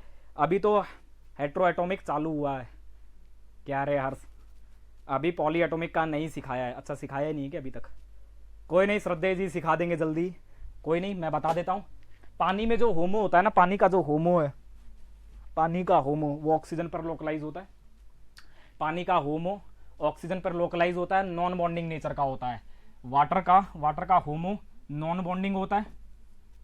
किसी ने लिखा भी है नॉन बॉन्डिंग, बहुत बढ़िया, जिसने भी लिखा है उसको शुक्रिया, बहुत बढ़िया लिखा है। मानसी ने लिखा, बहुत बढ़िया मानसी, कमाल। नॉन बॉन्डिंग होता है, और नॉन बॉन्डिंग होगा ऑक्सीजन पर लोकलाइज होता है ये। तो यहां पर अगर ऑक्सीजन पर लोकलाइज है तो यहां देने का काम कौन करेगा? ऑक्सीजन सेंटर, ऑक्सीजन सेंटर देगा, ऑक्सीजन सेंटर देगा। और ये एल्युमिनियम अपने वैकेंट 3s में इंटरैक्ट करवाएगा, अपने वैकेंट 3s को इंटरैक्ट करवाएगा, बोलो यार। और फिर ये स्टेबलाइज हो जाएंगे, ये होमो स्टेबलाइज हो जाएंगे कुछ इस तरह से, बोलो। और यही जो स्टेबलाइजेशन है ना, ये जो स्टेबलाइजेशन है, ये जो स्टेबलाइजेशन है, यहां पे तो इलेक्ट्रॉन था ही नहीं, अरे इसका तो कोई मतलब ही नहीं है, इलेक्ट्रॉन तो इस एनर्जी का था। ये जो एक्स्ट्रा स्टेबलाइजेशन आया ना, ये जो स्टेबलाइजेशन आया है, इट इज एक्स्ट्रा स्टेबलाइजेशन, और यही वजह है सॉल्वेशन की, ये दूसरी वजह है सॉल्वेशन की, बोलो यार। मुझे एक बात बताओ, यहां पर पानी लेविस बेस, बोलो, पानी लेविस बेस, पानी लेविस बेस और metal ion Lewis acid, HOMO LUMO interaction से होमो का स्टेबलाइज हो जाना दरअसल इस सॉल्वेशन को चलाता है, इस सॉल्वेशन को करवाता है। इलेक्ट्रोस्टैटिक्स तो करवाती ही है, ये भी करवाते हैं, समझे आप मेरी बात? इसको कहते हैं सॉल्वेशन, इसको कहते हैं सॉल्वेशन। हाइड्रोलाइसिस किसे कहते हैं उसकी भी चर्चा करूंगा। एक ज्ञान की बात और बताता हूं, सुनो रे मूर्खों। मान लीजिए ये तो मैंने कहा, अच्छा अब ये एल्यूमिनियम पानी में किस तरह से हो जाएगा, किस तरह से एग्जिस्ट करेगा? इस तरह से, बोलो यार, अरे बोलो। इंटरेक्शंस होंगी, एल्यूमिनियम आयन पड़ा हुआ है, यहां से पानी आएगा, यहां से पानी आएगा। एक इंटरेक्शन किस तरह से स्टेबलाइजेशन दे रही है वो दिखा रहा हूं मैं आपको। ये एक इंटरेक्शन, एक पानी का मॉलिक्यूल जब इस एल्युमिनियम सेंटर से इंटरेक्ट किया तो किस तरह से उसका लोन पेयर, इस ऑक्सीजन का, इस लेविस बेस का लोन पेयर किस तरह से स्टेबलाइज हुआ, वो मैं दिखा रहा हूं आपको, वो मैं बता रहा हूं आपको कि वो एक इस एल्युमिनियम और ऑक्सीजन के बीच बॉन्ड बनने की वजह बना हुआ है। वो लोन पेयर का स्टेबलाइजेशन, वो इलेक्ट्रोस्टैटिक अट्रैक्शन, इनके बीच बॉन्डिंग की वजह बनी हुई है, ये मैंने दिखाया अभी आपको। अरे ये जो मैंने एल्युमिनियम का ये जो लिखा है ना कॉम्प्लेक्स, इसमें ये ऑक्सीजन एल्युमिनियम 6 बॉन्ड है, एक बॉन्ड में किस तरह से स्टेबिलिटी आती है वो मैंने दिखाया आपको जस्ट, बोलो, समझे आप मेरी बात? ये इस तरह से पानी में एग्जिस्ट करेगा, इस तरह से ये पानी में होगा, अरे ये इस तरह से पानी में होगा, बोलो, होगा, ऐसे ही होगा पानी में। लेकिन यहां अब कमाल हो जाएगा, इस तरह से ये रह नहीं पाएगा, लेकिन पानी में होगा तो ये इस तरह से, लेकिन क्या ये इस तरह से भी स्टेबल है क्या? नहीं, इस तरह से ये स्टेबल नहीं है पानी में, ये इस तरह से स्टेबल नहीं है पानी में। पानी में रहता तो ये ऐसे ही है, लेकिन ये इस तरह से स्टेबल नहीं है पानी में। क्यों नहीं है भाई, क्या हो गया ऐसा इसको? ऐसा ये हो गया, मैं कमाल की बात बताता हूं आपको। मेरे को आपको एनायन का सॉल्वेशन भी बताना था, लेकिन चलिए कभी और बताऊंगा, कभी और सुनेंगे उसकी कहानी भी। एनायन का स्टेबलाइजेशन भी मैं आपको बताना चाह रहा था, लेकिन चलिए कोई नहीं। यहां पर क्या है, एल्युमिनियम 3+ है, और एल्युमिनियम 3+ होने से क्या होगा, पानी इस तरह से इससे जुड़ा होगा, बोलो यार, अरे बोलो, इस तरह से इंटरेक्शन हो रही होंगी ये, अरे बोलो, इस तरह से ये इंटरेक्शन हो रही होंगी। मैं इसको थोड़ा आसान भाषा में शुरू करता हूं, आसान भाषा में। ये ऑक्सीजन के लोन पेयर है, बोलो यार, ये इंटरेक्ट करने के लिए इसकी तरफ पोलराइज हो रहे हैं, पोलराइज हो गए। एल्युमिनियम क्योंकि चार्ज डेंसिटीज बेहद कमाल की है, इसको खींचता है अपनी तरफ, इसको अपनी तरफ खींचता है, इस लोन पेयर को अपनी तरफ खींचता है, खींचने लगता है। क्या होगा, पहले तो ये होगा, बोलो यार, ये लोन पेयर यहां कहीं होंगे, धीरे धीरे ये लोन पेयर आगे की तरफ शिफ्ट करने लगेंगे, क्योंकि चार्ज डेंसिटी बेहद कमाल की है, गजब की चार्ज डेंसिटीज है। तो ये ऑक्सीजन के लोन पेयर जैसे ही एल्युमिनियम की तरफ शिफ्ट होंगे तो इसके ऊपर पॉजिटिव चार्ज बढ़ने लगेगा, बोलो यार। और ये कितने शिफ्ट होंगे ये डिपेंड करता है इसके ऊपर डेफिशिएंसी कितनी है, या फिर इसकी चार्ज डेंसिटीज कितनी है, इसकी चार्ज डेंसिटीज कितनी है।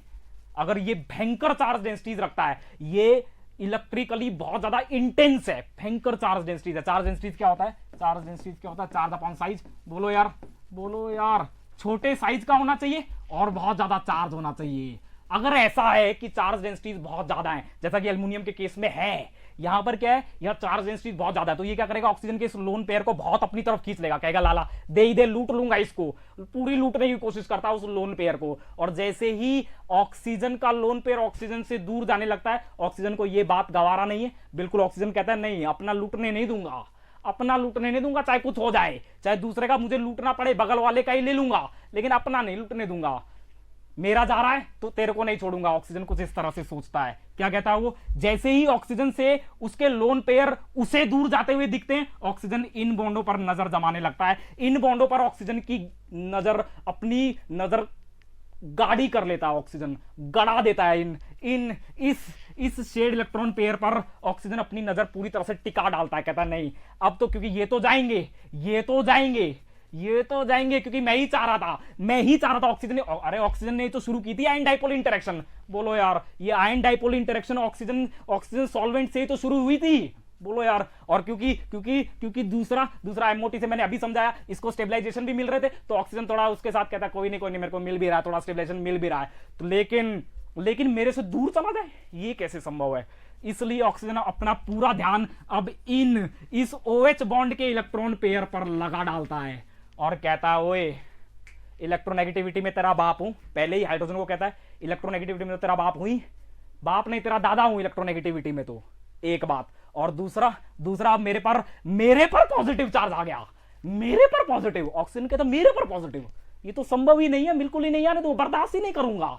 इसलिए चुपचाप बिना कुछ बोले चुपचाप ये इलेक्ट्रॉन पेयर मेरे हवाले कर और निकल जा यहां से। और इस तरह से इसकी बढ़ती हुई चार्ज डेंसिटी इन बॉन्डों में कोवेलेंसीज लाती है और इन बॉन्डों से हाइड्रोजन के H पॉजिटिव के निकलने को आसान बनाती है। इसी को कहते हैं हाइड्रोलाइसिस। इसका निकलना चार्ज डेंसिटीज का, मेटल आयन पर चार्ज डेंसिटीज का बढ़ना, मेटल और ऑक्सीजन बॉन्ड में कोवेलेंसीज का बढ़ना और उसकी वजह से इस OH बॉन्ड का बहुत ज्यादा पोलराइज हो जाना और हाइड्रोजन का एज ए H पॉजिटिव निकलना, इस पूरी प्रोसेस को कहते हैं हाइड्रोलाइसिस। समझे आप मेरी बात? अरे मेरी बात दिमाग में उतरी क्या? बोलो भाई। लेकिन ये होगा कब? ये सारी कहानी किसके पीछे चल रही है? कौन है इसका राजा? कौन इसे लीड कर रहा है? किसके पीछे गढ़ी जा रही है? किसके आधार पर है ये? इस पर चार्ज डेंसिटी, मेटल पर चार्ज डेंसिटी मायने रखती है। मेटल पर चार्ज डेंसिटी कितनी है, बस वही है सब कुछ। अगर वो बहुत ज्यादा है तो यहां पर कोवेलेंसीज बहुत ज्यादा पोलराइज कर देगा, बहुत ज्यादा कोवेलेंसीज ला देगा। ये बॉन्ड पहले ही पोलर थे OH बॉन्ड, और पोलर हो जाएंगे, इतने हो जाएंगे कि यहां पर हाइड्रोजन एज ए प्रोटॉन बाहर ही निकल जाएगा। बोलो यार, समझे आप मेरी बात? इसको कहते हैं हाइड्रोलाइसिस। ये है hydrolysis of aquated metal ions. Aquated metal ions, मैंने एक्वेटेड मेटल आयन बोला है, एक्वेटेड, क्योंकि मेटल आयन पानी में उतरने के बाद मेटल आयन नहीं रहेगा, पानी में उतरने के बाद मेटल आयन नहीं रहेगा, वो मेटल एक्वा कॉम्प्लेक्स बन जाएगा। लेकिन मेटल एक्वा कॉम्प्लेक्स में रहेगा या नहीं रहेगा, ये सब डिपेंड करता है मेटल पर पॉजिटिव चार्ज कितना है, उसकी चार्ज डेंसिटीज कितनी है। बोलो यार, अरे बोल तो दो। अब मुझे बताइए, आपको समझ में आया क्या? अरे आपको समझ में आया क्या? मुझे जल्दी से बता डालिए, मुझे बताइए।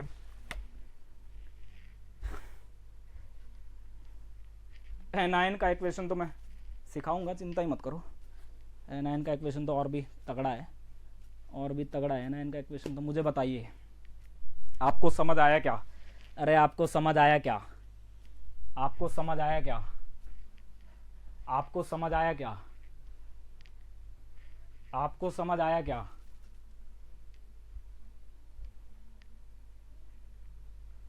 आपको समझ आया क्या?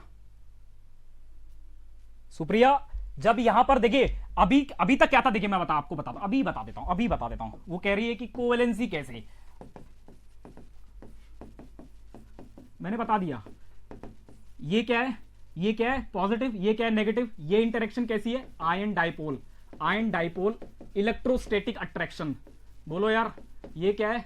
Ion dipole electrostatic attraction. ये केवल आयन डाइपोल इलेक्ट्रोस्टैटिक अट्रैक्शन थी। बोलो यार, आयन डाइपोल इलेक्ट्रोस्टैटिक अट्रैक्शन थी केवल, लेकिन होगा क्या? होगा क्या, ये जो अट्रैक्शन है ये तो ठीक है, ये अट्रैक्शन तो ठीक है, अरे ये अट्रैक्शन तो ठीक है, लेकिन इसके पास क्या है, वैकेंट ऑर्बिटल भी तो है, वैकेंट ऑर्बिटल भी तो है, वैकेंट ऑर्बिटल तो है, वैकेंट ऑर्बिटल तो है, तो ये क्या करेगा, ऑक्सीजन इसमें देना शुरू कर देगा। ठीक वैसे ही जैसा कि आपने वीबीटी में पढ़ा था, जैसा कि आपने वीबीटी में पढ़ा था, मेटल आयन अपने हाइब्रिड अवेलेबल करवाते हैं, लिगेंड उनमें डोनेट करता है।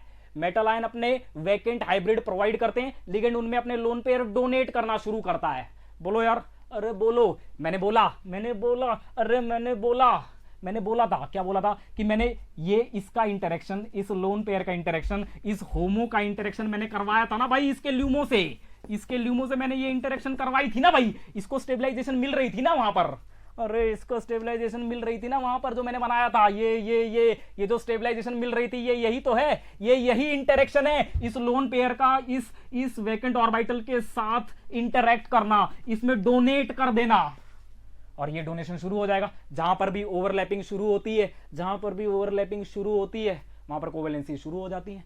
और अगर वो कोवेलेंसी खतरनाक हो गई, खतरनाक कब होंगी, जब ये डोनेशन कमाल के हो जाएं। और कमाल के डोनेशन कब होंगे, जब इस पर डेफिशिएंसीज बहुत गजब की हो, कमाल की डेफिशिएंसीज हो, बहुत ज्यादा इस पर अकाल सा पड़ गया हो इलेक्ट्रॉन डेंसिटी का, तो ये खूब लेना चाहेगा, कहेगा नहीं दे मेरे तो एक दिन का 1 मिनट का गुजारा नहीं हो रहा है, बोलो यार, इसलिए ये पूरा ले लेगा। और अगर ये लेगा, शेयरिंग बढ़ेगी तो कोवेलेंसीज आएंगी, और अगर कोवेलेंसी आई तो फिर इस पे पॉजिटिव चार्ज बढ़ेगा, और अगर इस पे पॉजिटिव चार्ज बढ़ा तो फिर ये इस OH बॉन्ड में इलेक्ट्रॉन पेयर पर नजर गड़ा लेगा, नजर बनाए रखेगा, और कहेगा ला दे मेरे पे पॉजिटिव चार्ज, पागल हो गया क्या, हाइड्रोजन मेरे पे पॉजिटिव चार्ज में बर्दाश्त करूंगा क्या, यहां तो मेरी चल नहीं रही, क्योंकि यहां से तो मुझे थोड़ा स्टेबलाइजेशन मिल रही है, मेरा लोन पेयर स्टेबलाइज हो रहा है, यहां तो मेरी चल नहीं रही, तू तो किस काम का है, निकल यहां से, निकल जा, बस आंखों से दूर हो जा, दिख मत।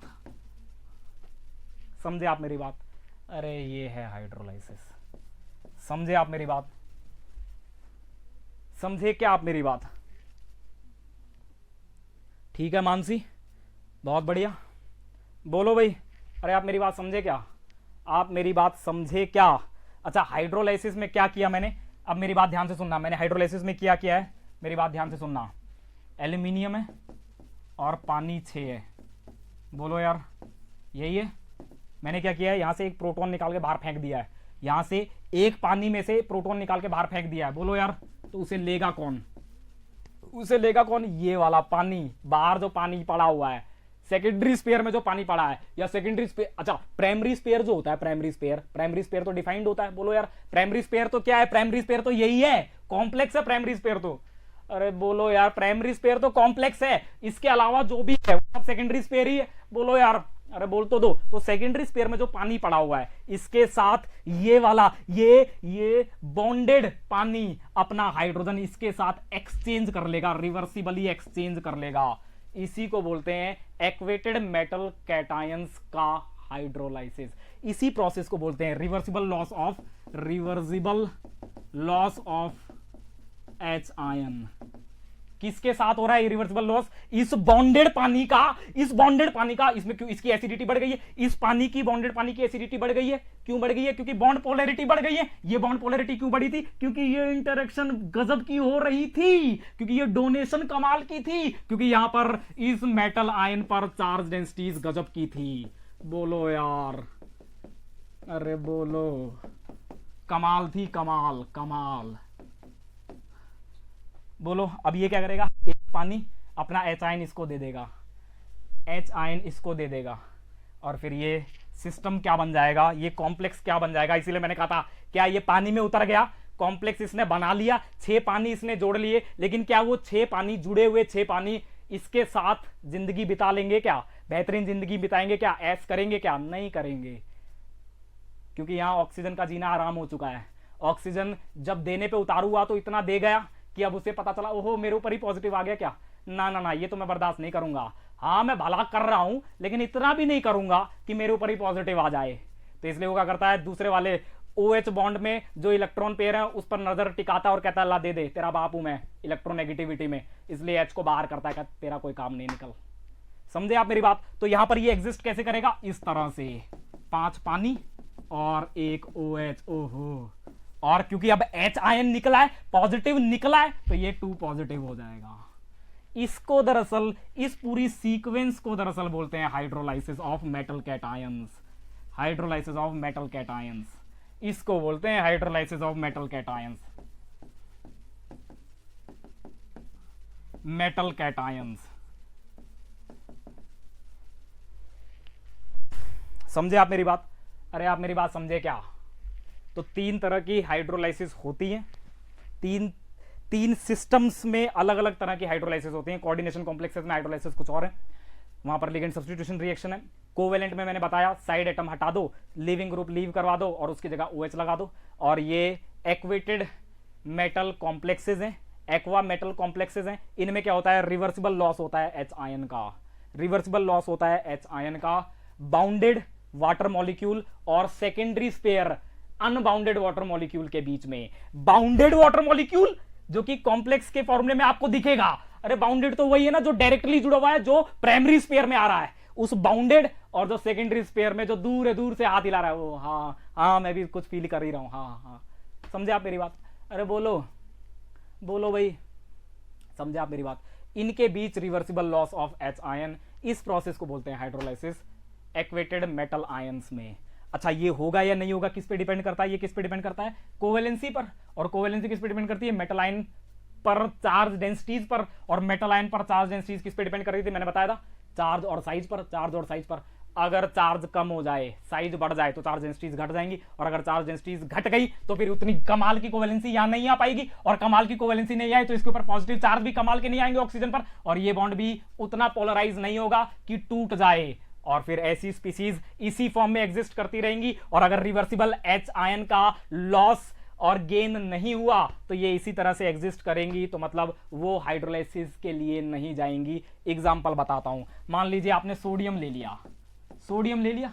अब देखिए साइज की बात बताइए मुझे, सोडियम बड़े साइज का, फिर मैग्नीशियम 2+, और फिर एल्युमिनियम। बोलो यार, तो यहां से यहां चल रहा हूं, यहां से यहां चल रहा हूं। चार्ज की बात करिए, चार्ज की बात करिए, चार्ज क्या हो रहा है? चार्ज क्या हो रहा है? चार्ज क्या हो रहा है?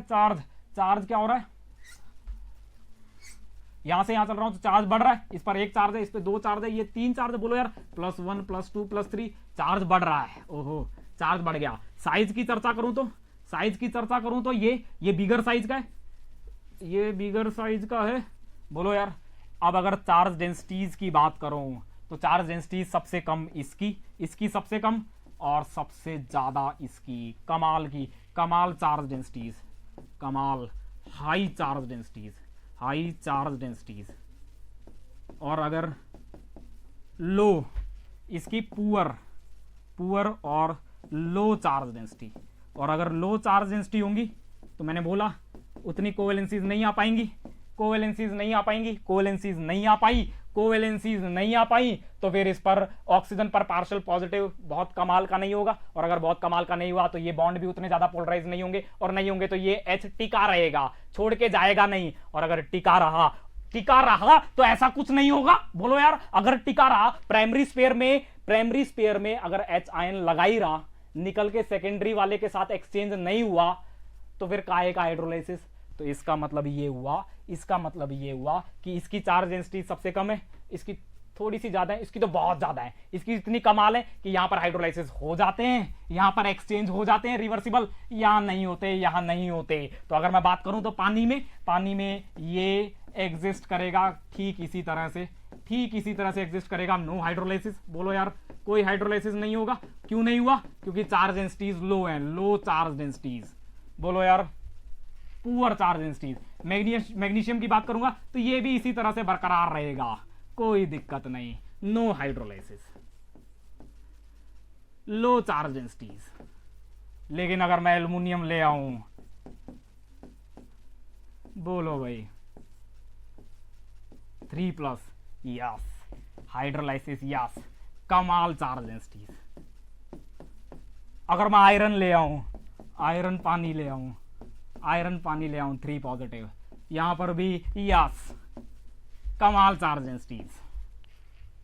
समझे आप मेरी बात? अरे बोलो, समझे क्या आप मेरी बात? हाँ, अविका बिल्कुल सही बोला आपने।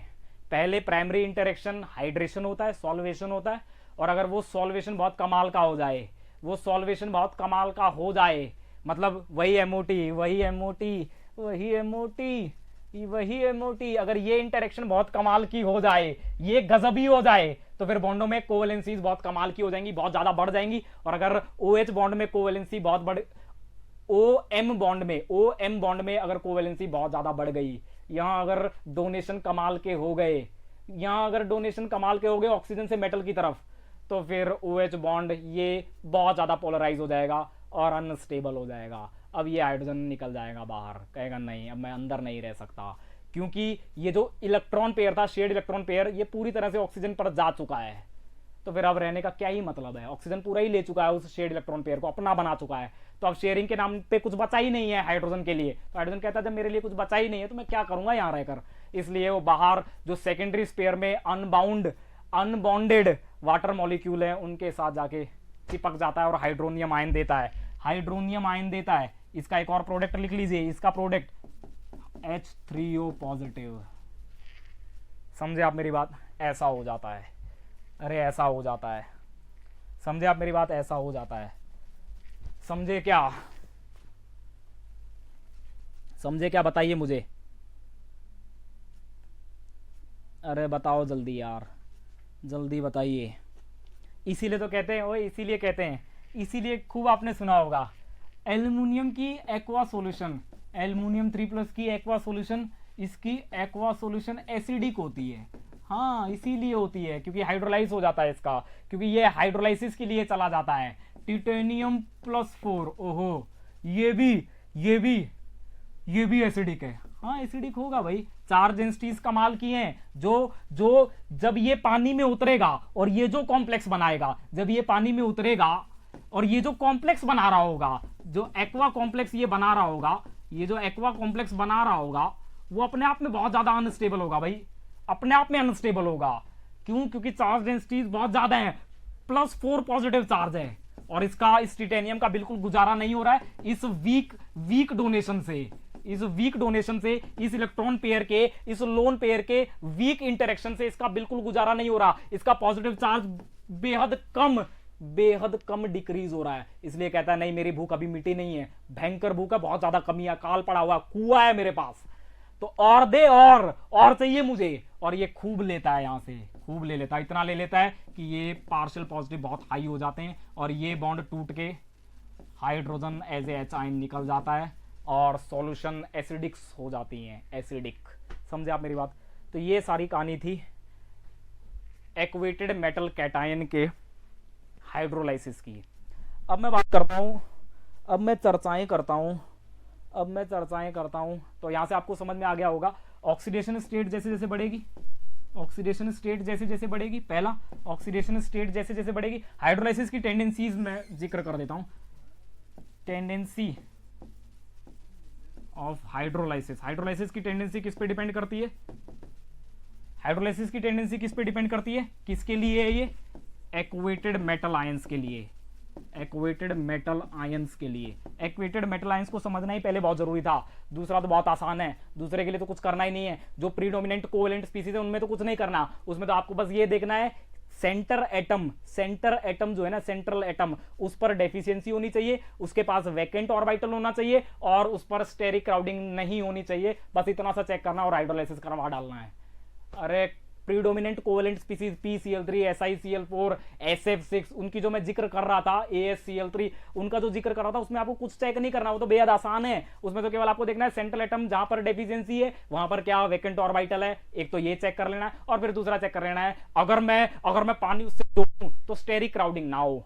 अगर ये दोनों कंडीशन सेटिस्फाई करता है तो वैसे सिस्टम कूद कूद के मजे में हाइड्रोलाइसिस के लिए चले जाते हैं। बस उनका तो बहुत आसान है। इसमें थोड़ी समस्याएं थी कि इसमें कैसे होता है, होता कैसे है, ये प्रोसेस हो कैसे रही है, कब तक हाइड्रेशन होगा, कब से हाइड्रोलाइसिस स्टार्ट हो जाएगा, ये थोड़ा परटर्ब करने वाला था। समझे क्या आप मेरी बात? जब तक चार्ज डेंसिटीज कम है तब तक वीक इंटरेक्शन से ही अपनी भूख, अपनी प्यास मिटा लेगा।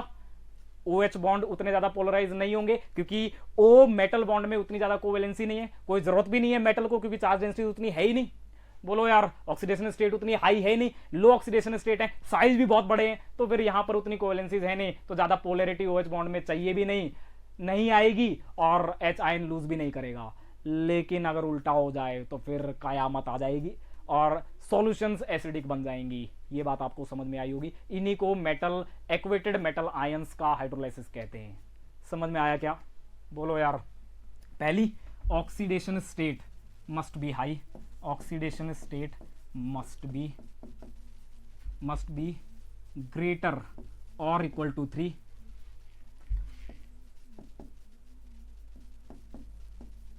इतना होना ही चाहिए, कम से कम 3 हो, और उससे ज्यादा कुछ भी हो जाए, उससे ज्यादा 4 हुआ, 5 हुआ, 6 हुआ, आगे जाके देखोगे यूरेनियम +6 में होता है, तो +6 में पानी में ऐसे एग्जिस्ट ही नहीं करता। कैसे एग्जिस्ट करता है? मैंगनीज, खूब देखा है, अरे कमाली की है इसके साथ, तो मैंगनीज +7, अरे इस तरह से होता ही नहीं है। क्या हो जाता है?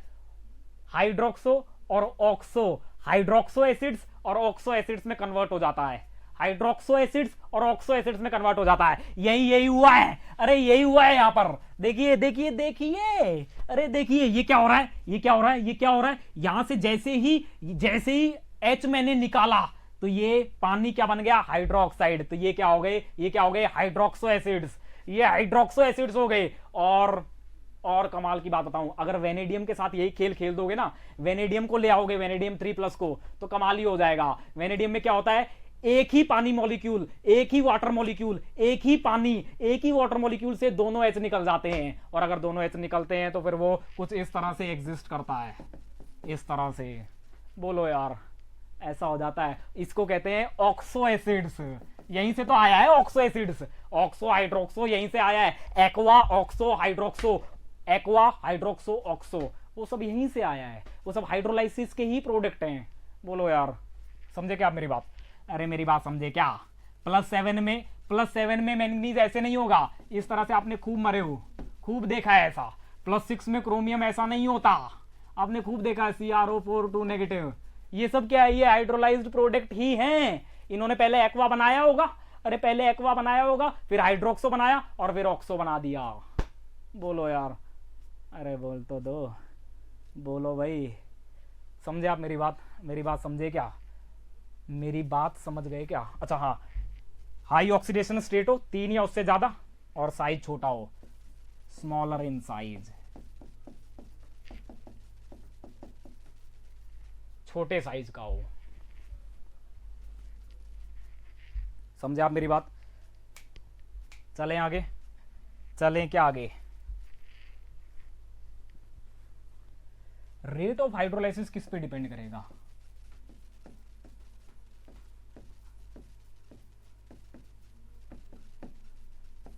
रेट फास्ट हो रहा है, स्लो हो रहा है, किस पे डिपेंड करेगा? चार्ज डेंसिटीज पे, पक्का ही चार्ज डेंसिटी पे।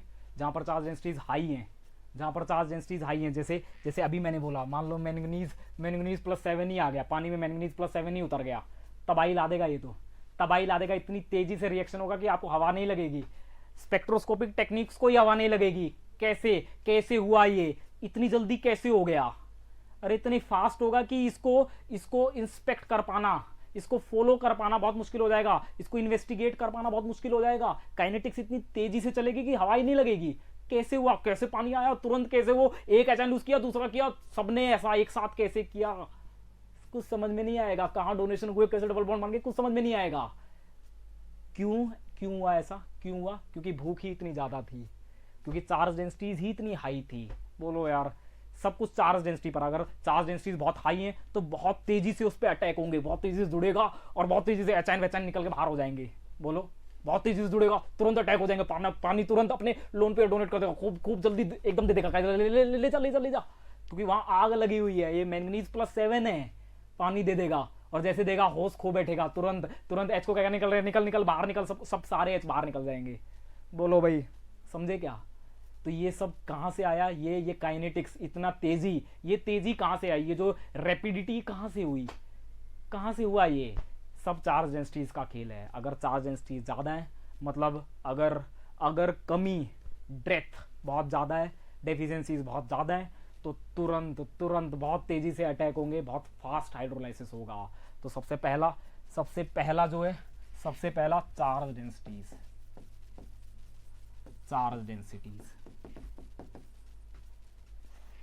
डेंसिटीज, मुझे बताइए किसका हाइड्रोलाइसिस का ऑर्डर क्या होगा?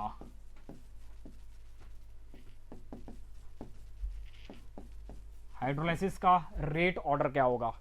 रेट का ऑर्डर कौन फास्ट करता है, कौन स्लोएस्ट करेगा? जल्दी से बताइए, प्लीज जल्दी बताइए, जल्दी बताइए। हाँ, मेटल के ही, और किसकी लेगा? सेंट्रल एटम के या मेटल के? स्मृति जोशी, जानने के लिए देखिए मेरा एफ ब्लॉक का लेक्चर कैसे बना, जानने के लिए देखिए मेरा एफ ब्लॉक का लेक्चर।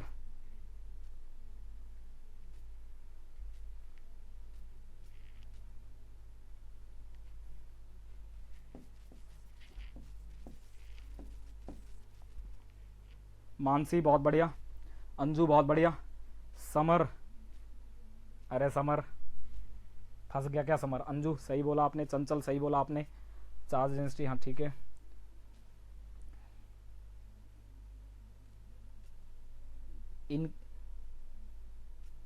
इंक्रीजिंग होगा भाई समर, डिक्रीजिंग नहीं होगा।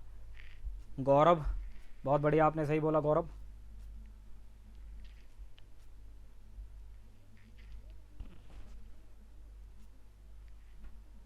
कोई नहीं पुष्कर, वो उसके लिए अपने को, मैं तो आपको सिंपल ये बता रहा हूं कि इतनी हाई ऑक्सीडेशन स्टेट होने पर बॉन्डों में मेटल कैटायन और लिगेंड एटम, चाहे वो पानी हो चाहे कोई और हो, ये तो मैं हाइड्रोलाइसिस की बात कर रहा हूं इसलिए मैं पानी बार बार बोल रहा हूं। अगर पानी के अलावा कोई और है तो सोल्वोलाइसिस बहुत तगड़ा होता है, तुरंत डोनेशन हो जाते हैं, भयंकर, तुरंत खूब लुटा देता है, कहता है ले जा भाई, क्योंकि मैंगनीज +7 है और मैंगनीज +7 की इलेक्ट्रोनेगेटिविटी ऑक्सीजन से बहुत ज्यादा होगी, बहुत हाई, तो इसलिए देना ही पड़ेगा ऑक्सीजन को, ऑक्सीजन कुछ नहीं कर सकता अब। और अगर ऑक्सीजन ने दे दिया तो फिर ऑक्सीजन यही कर सकता है कि उसके साथ जो जुड़ा हुआ है, जिस पर उसका अधिकार चल रहा है, उसको चाटा मार के उससे ले ले। बोलो यार, बोलो भाई। हाँ बिल्कुल सही। देखिए होगा क्या, चार्ज डेंसिटीज की मैं बात कर रहा हूं, ये क्या है, +3 ऑक्सीडेशन स्टेट में, +4 ऑक्सीडेशन स्टेट में और +5 ऑक्सीडेशन स्टेट में। बोलो भाई, अरे बोल तो दो ये, और +5 ऑक्सीडेशन स्टेट में होगा तो चार्ज डेंसिटीज सबसे ज्यादा किसकी होंगी? सबसे ज्यादा चार्ज डेंसिटीज किसकी हो जाएंगी? उस PCl5 की, और इसी वजह से वो PCl5 फास्टेस्ट दिखाएगा, fastest. Third will show fastest hydrolysis उसके केस में होगा। बोलो भाई। आप इसे AlCl3 ले लें, इसे आप AlCl3 लीजिए, इसको आप BCl3 मत लीजिए, क्योंकि फिर एक पीरियड में कंपैरिजन हो जाएगा ना भाई, एक पीरियड में ही कंपैरिजन हो जाएगा ना फिर। बोलो भाई, अरे बोलो भाई, बोलो। ये तो हुआ ये।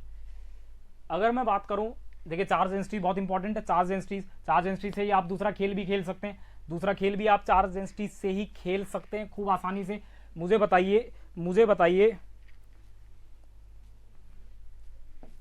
फॉस्फोरस, आर्सेनिक, एंटीमनी और बिस्मथ, इनमें रेट ऑफ हाइड्रोलाइसिस क्या होगा? इसका रेट ऑफ हाइड्रोलाइसिस बताना तो, इनमें रेट ऑफ हाइड्रोलाइसिस क्या होगा? मैंने चार्ज डेंसिटी बताया, केवल चार्ज डेंसिटी ही लगाना है और अपना दिमाग नहीं लगाना बिल्कुल भी। चार्ज डेंसिटी बोला, चार्ज डेंसिटी लगा देना बस। इनमें क्या है, एक ही ग्रुप के हैं और एक ही ग्रुप के हैं, सभी +3 में भी हैं। बोलो यार, एक ही ग्रुप के हैं और सभी +3 में भी हैं। बोलो यार, अरे बोल तो दो। अब ऑक्सीडेशन स्टेट क्या हो गई? सबकी बराबर हो गई, सब +3 में हो गए। तो अब हमें साइज देख लेना, जिसका साइज बड़ा उसकी चार्ज डेंसिटीज कम, और जिसकी चार्ज डेंसिटीज कम वहां पर उतनी तेजी से उतनी तेजी से पानी आके वहां नहीं जुड़ेगा। बोलो यार, उतना फास्ट अटैक नहीं करेगा। क्यों? क्योंकि वहां पर डेफिशिएंसीज उतने कमाल की नहीं है। या फिर आप ये बोल दीजिए क्योंकि चार्ज डेंसिटीज कम है तो जो अट्रैक्शन होगा, प्राइमरी अट्रैक्शन इस पॉजिटिव सेंटर और इस नेगेटिव सेंटर के बीच, क्योंकि यहाँ चार्ज डेंसिटीज कम है तो फैला हुआ चार्ज है तो उतनी कमाल की अट्रैक्शन नहीं होगी, और कमाल की अट्रैक्शन नहीं हुई तो जिस वेलोसिटी से ये अटैक करने आ रहा है उस वेलोसिटी से नहीं आएगा, या फिर कम वेलोसिटी से अटैक करने के लिए आएगा। रेट ऑफ अटैक कम होगा। बोलो यार, अरे बोलो ना, अट्रैक्शन अगर कम हो गया तो, अगर अट्रैक्शन कम हो गया, चार्ज डेंसिटीज अगर डिक्रीज कर गई तो अट्रैक्शन कम हो गया, और अगर अट्रैक्शन कम हो गया तो जिस स्पीड से अटैक हो रहा है इस इनकमिंग न्यूक्लियोफाइल का, पानी का, क्या वो स्पीड सबके लिए सेम रहेगी? क्या नहीं। जिस पर चार्ज डेंसिटी ज्यादा वहां पर फोर्स ऑफ अट्रैक्शन ज्यादा, स्पीड ज्यादा, तुरंत अटैक करेगा, 100 की वेलोसिटी से अटैक कर डालेगा। और जहां पर चार्ज डेंसिटीज बेहद कम, बिल्कुल कम, साइज बहुत बड़े, जैसा कि बिस्मथ के केस में, तो यहां पर अट्रैक्शन वीक है 10 की स्पीड से। बोलो यार, अरे बोलो। तो सबसे ज्यादा क्योंकि charge densities high charge densities हैं, highest charge densities, lowest charge densities, so इसीलिए यहां पर सबसे फास्टेस्ट होंगे, फिर ये और ये लोएस्ट या फिर स्लोएस्ट हाइड्रोलाइसिस, फास्टेस्ट हाइड्रोलाइसिस। आपको समझ में आया क्या? बोलो भाई, आपको समझ में आया क्या? यहां तक आपको समझ में आया क्या? यहां तक आपके गले में बात उतर गई है क्या? अगर यहां तक गले में बात उतर चुकी है तो फिर मैं कल डिस्कस करूंगा हाइड्रोलाइसिस की कंडीशंस और कैसे होता है हाइड्रोलाइसिस की कंडीशन डिस्कस कर दूं? हाइड्रोलाइसिस की कंडीशन डिस्कस कर दूं क्या? बताइए मुझे। अगली क्लास कितने बजे है आपकी? अरे अदिति मालवीय, पांच कौन से कर दिए? इसमें तो 4 ही पूछा मैंने। अच्छा, इससे पहले आप NCl3 की भी चर्चा कर रही हो क्या? आप NCl3 की भी चर्चा कर रही हो क्या? NCl3 की भी चर्चा कर रही हो क्या? लेकिन यहां पर उल्टा है। यहाँ इनमें क्या है? इनमें सेंट्रल एटम पर दरअसल अटैक हो रहे हैं। अरे पानी सेंट्रल एटम पर दरअसल अटैक कर रहा है, लेकिन यहाँ पर क्या है? यहाँ पर ये जो नाइट्रोजन है ना, ये नाइट्रोजन और ये क्लोरीन, इनके बीच इलेक्ट्रोनेगेटिविटी डिफरेंस बेहद स्मॉल होता है, वेरी लो।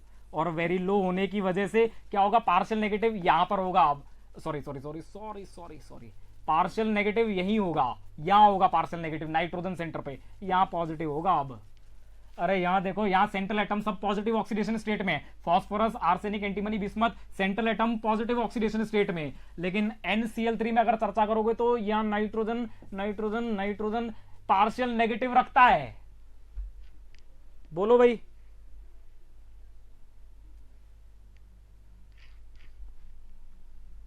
छह बजे BHU का सेशन है। हाँ, BHU के सेशन में मुझे तो आना है ना। कह रहे नहीं सर कोई नहीं, रहने दो, आप तो कराते रहो। अरे सेशन में मैं तो आऊंगा। हाँ, क्लास नहीं है BHU के सेशन में, मैं तो आऊंगा। अब कल पढ़ेंगे सर, डाटा खत्म हो रहा है। ठीक है मानसी, जैसी आपकी डिमांड। हाँ, वैकेंट ऑर्बिटल भी नहीं है मानसी, आपने सही बोला। लेकिन मानसी, अपने को वैकेंट ऑर्बिटल किस पर देखना है? जिस पर पॉजिटिव हो, जिस पर डेफिशिएंसी हो, क्योंकि वैकेंट ऑर्बिटल की दरकार किसे है? न्यूक्लियोफाइल को। और न्यूक्लियोफाइल कहां जाएगा?